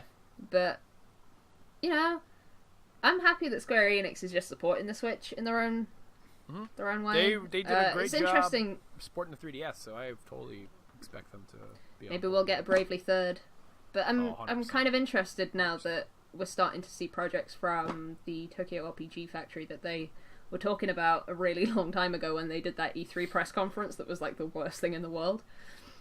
I kind of. What happened in that? They didn't talk about sleeping dogs. I know that much. was that like their last one ever that they had? Because they haven't done. I think it was the first and the last. They haven't done a. Press they basically talked about Kingdom Hearts a bunch, didn't they? I think so. Is that it? I don't think so. Maybe I'll have to rewatch it. Yeah, I also don't remember. It was a pretty old. Or am I thinking of Konami? My brain automatically goes to Konami when I think of bad E3 press conferences. I think of Konami. Oh God. But, yeah, I think I'm done in terms of stuff. I think I am also. Cool. In closing for me, because I'm not going to talk about this here because I am actually working on an editorial video about MMORPGs that I've been playing old school RuneScape a lot. And yes, it like a lot. Like I'm obsessed with it again a lot. And I keep going back to it, and I'm like, and it's gotten me to think about MMOs a lot, and just how the genre has kind of stagnated, like ever since World of Warcraft came out. Like no one's done anything new, and there's a lot of reasons for that, I think. And like, I think the paradigm of online multiplayer kind of changed too, where I think a lot of the experiences you can get out of MMOs that was so novel back then it moved to so many different types of genres, like survival online games and now battle royale. There's different things in VR chat and things that like were what you'd go to MMOs for. You can find somewhere else, and you don't have to pay monthly, and you don't have to go through the grind. So I think like it's interesting to think about because MMOs are my favorite genre personally, and I feel like they're in a spot where no one's doing anything with them that is any interesting. And like Final Fantasy 14 is fantastic, but it's literally World of Warcraft, you know. So it's like a thing where like I'm playing old school RuneScape, and in order to get like these novel experiences again, people are going back and playing. Like people want World of Warcraft Classic, and people play Project 99, and EverQuest is doing time-gated progression servers, and Rift just put out a progression server with its old content. So it's like people want to play the old shit because no one's making anything new. And I've been playing old school RuneScape, and I've been having a lot of experiences in that game that like, wow, can someone please do this now? So I'm writing a thing up on MMOs that will be on the Permadeath channel when I'm done with it. No time frame for that, but in terms of my thoughts on old school RuneScape and how I think it holds up in a 2018 world and why it's so popular, isn't just because of nostalgia. I think there's very deep rooted. I did wonder if it was nostalgia. I'm wondering if I should just start. From scratch. Dude, go in because there are deep rooted design decisions that they made in RuneScape back then. That when you play old school, the only thing that's aged, in my opinion, are the graphics. And even then, if you can graphics had aged. If you can get past those, the moment that RuneScape Classic came out, RuneScape never looked good. So like, so it's a thing of like there are design principles that they've stuck to when they put out old school. They didn't change. They're adding new content to it, but they didn't like fuck it up. And I think that's so important. And I think it's so interesting to watch that version of the game for GF eclipse. It's funny because I was playing today and like people will talk to you in there and like it was like I think they were a kid learning how to do the rainbow text was like the most important thing in the world. That's how you sold your shit. And it's funny because like everyone in the bank just like spamming. It's funny to watch kids play this game because like this isn't fancy looking. I'm gonna play it now. And I met an obvious kid before who said, "Hey, how's your slaying going?" And I'll talk to them, and they're like, "Oh, my membership runs out in a week." And so I'm trying to do this before it runs out, and then I'll have to save up my own money to buy a month. And I'm like, this is a kid. Like, no, like this is obviously like a 10-year-old kid talking to me right now. I forgot that they have paid membership.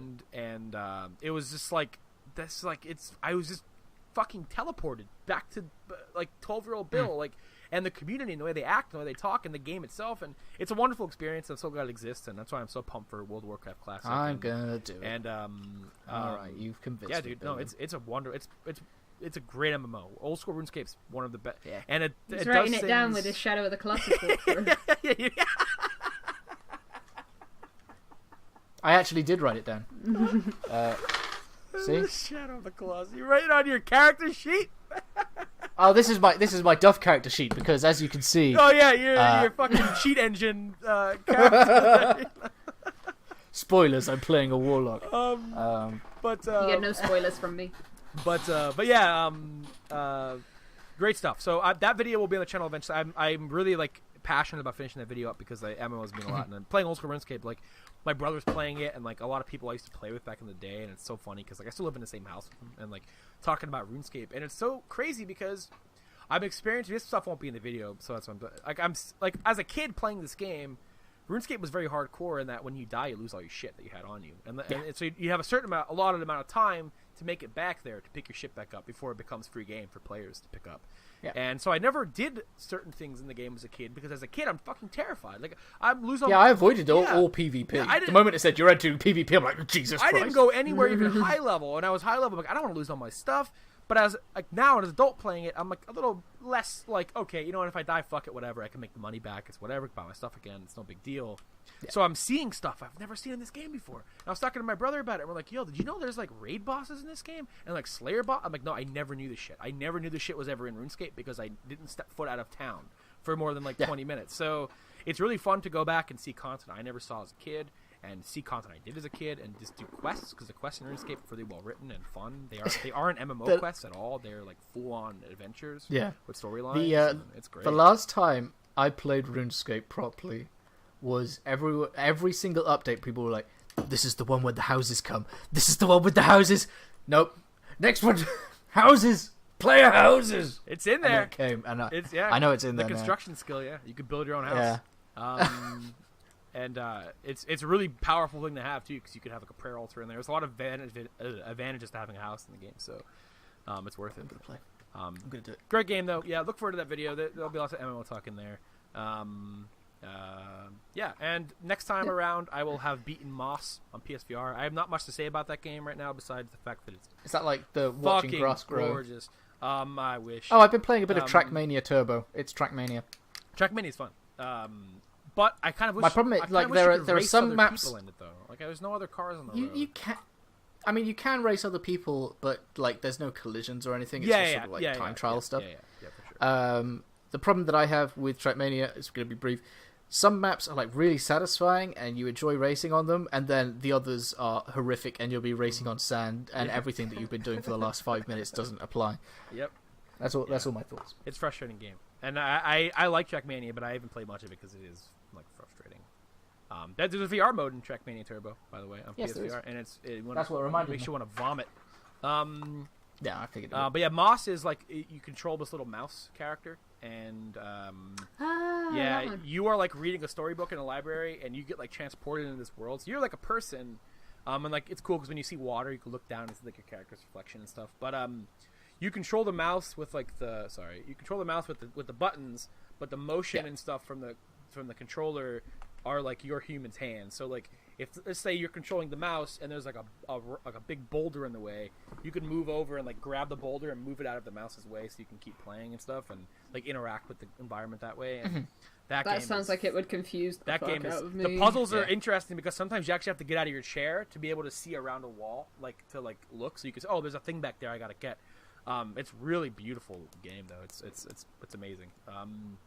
Yeah, and then Wipeout VR, which I played a bunch of. That game I actually was gonna puke. I am not prone to motion sickness in VR, but going upside down and doing barrel rolls and going 9,000 miles an hour, amazing experience. It's awesome looking. It's so fun, but I can play that for 30 seconds at a time before I feel like I'm about to die. So I'm surprised they put fucking Wipeout on VR, but sure, whatever. You know, they want to kill people. That's what their goal is. But it's really great. Yeah. But yeah, so that's all I've got. That's all you two have got. We almost hit the 3-hour mark. We can't avoid it. It's impossible. Nope. It's the. Someone gonna be at my house in half an hour. So everybody, thank you for listening to the Permadeath Podcast, episode 40. E3 is so close. Next time we'll have our E3 thoughts. I will also have played some God of War because God of War will be out by then. Oh damn! Is that soon? Yeah, it comes out this month. End of the 20th. I will not have played Yakuza 6. I am not playing that until I beat 4 and 5. I want to play it so bad, and they said you can, but if I have 4 and 5 sitting here, why would I not play them? You know, because it does continue the story of Kiryu. So I want to play those. Well, big one. Weep for me, who can only play Yakuza 1. Kiwami 2 comes out in August. That's exciting. Yeah, but Or what about June? 3, 4, 5? Yeah, they got to. Don't they come in movie form? They got They do have really good in-depth recaps, of all games, and you could you could chapter select, and it's not even just I click on the Yakuza 3 movie. Like you click on Yakuza 3 or 4 or 5 or whatever. I don't know how 6 is, but at least in 4, you can click on Yakuza 1, and there's all the scenes. You can go through them and rewatch certain parts of it if you know. And it's really, they do a good job accommodating people who haven't played them before, because they know it's hard because these games are on old consoles, and I don't think they'll ever remake 3, 4, and 5. They might remaster them. That would be great, which I hope they do. Because having a Yakuza collection, wonderful. Yeah. You never know, because 0... Yeah, 100%. The game is super successful Did now, well. and I think they would consider it for sure. Would have been nice to have, though, before 6 came out. Same with No More Heroes. Give us collections, Japan! It's Metroid weird Trilogy that on the everyone's Switch. complaining about ports. No, we need And the I'm Metroid like, Trilogy on the Switch. I really so I can want sell my the Wii. ports. I love ports and remasters.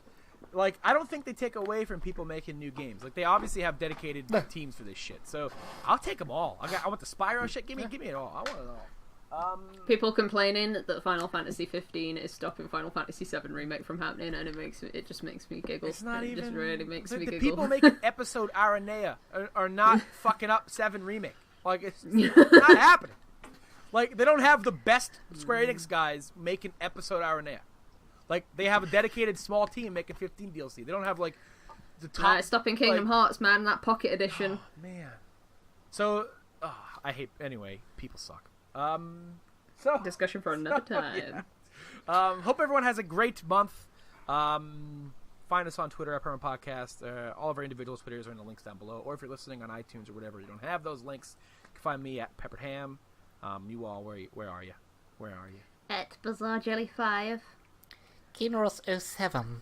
We're tweeting Follow me all on the Twitter time. for my daily updates of what heroes I get on Fire Emblem. Yeah.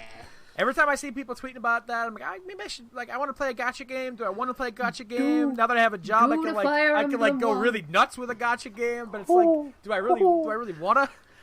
I do though. I really do. I want to. There's going to be an update for Fire Emblem Heroes soon. And I hear Heroes is great. So one of the better gacha games. So I definitely want to check it out. But it's been so kind to me this year. I'm sorry. But yeah, you can see me tweet about everything I'm doing. Literally everything. I don't go. I just keep tweeting. I keep tweeting. Yeah, I'm the same. Keep tweeting. Yep. I tweet occasionally. I don't tweet that often anymore. So yeah, everybody, leave a comment down below. Any games that we talked about fancy your interest? Do you have any opinions on anything we talked about? Anything you want to see us play? I know, I don't usually go take requests, but I'd be interested if anyone wants to give us a nudge. If it's, I already know. A request. We'll talk about it after. I already know it's near Automata. Yeah, considering people are going to comment near, and I know you're going to comment it. Don't worry about it. I already know about it. Like I said, I want to make it more of a push into streaming, but I can't ever decide what games I want to stream. So if anyone has any suggestions, and I happen to have them, or they're cheap, I will give them a go. Let Kinross know. Xenoblade Chronicles. Let Kinross know. What did you say? Xenoblade Chronicles. I could be your hero pod, baby. That was a great episode title. Good day, everybody. All right. Have a great rest of your life until we see you again next month. Yeah. E3. Bye. Bye.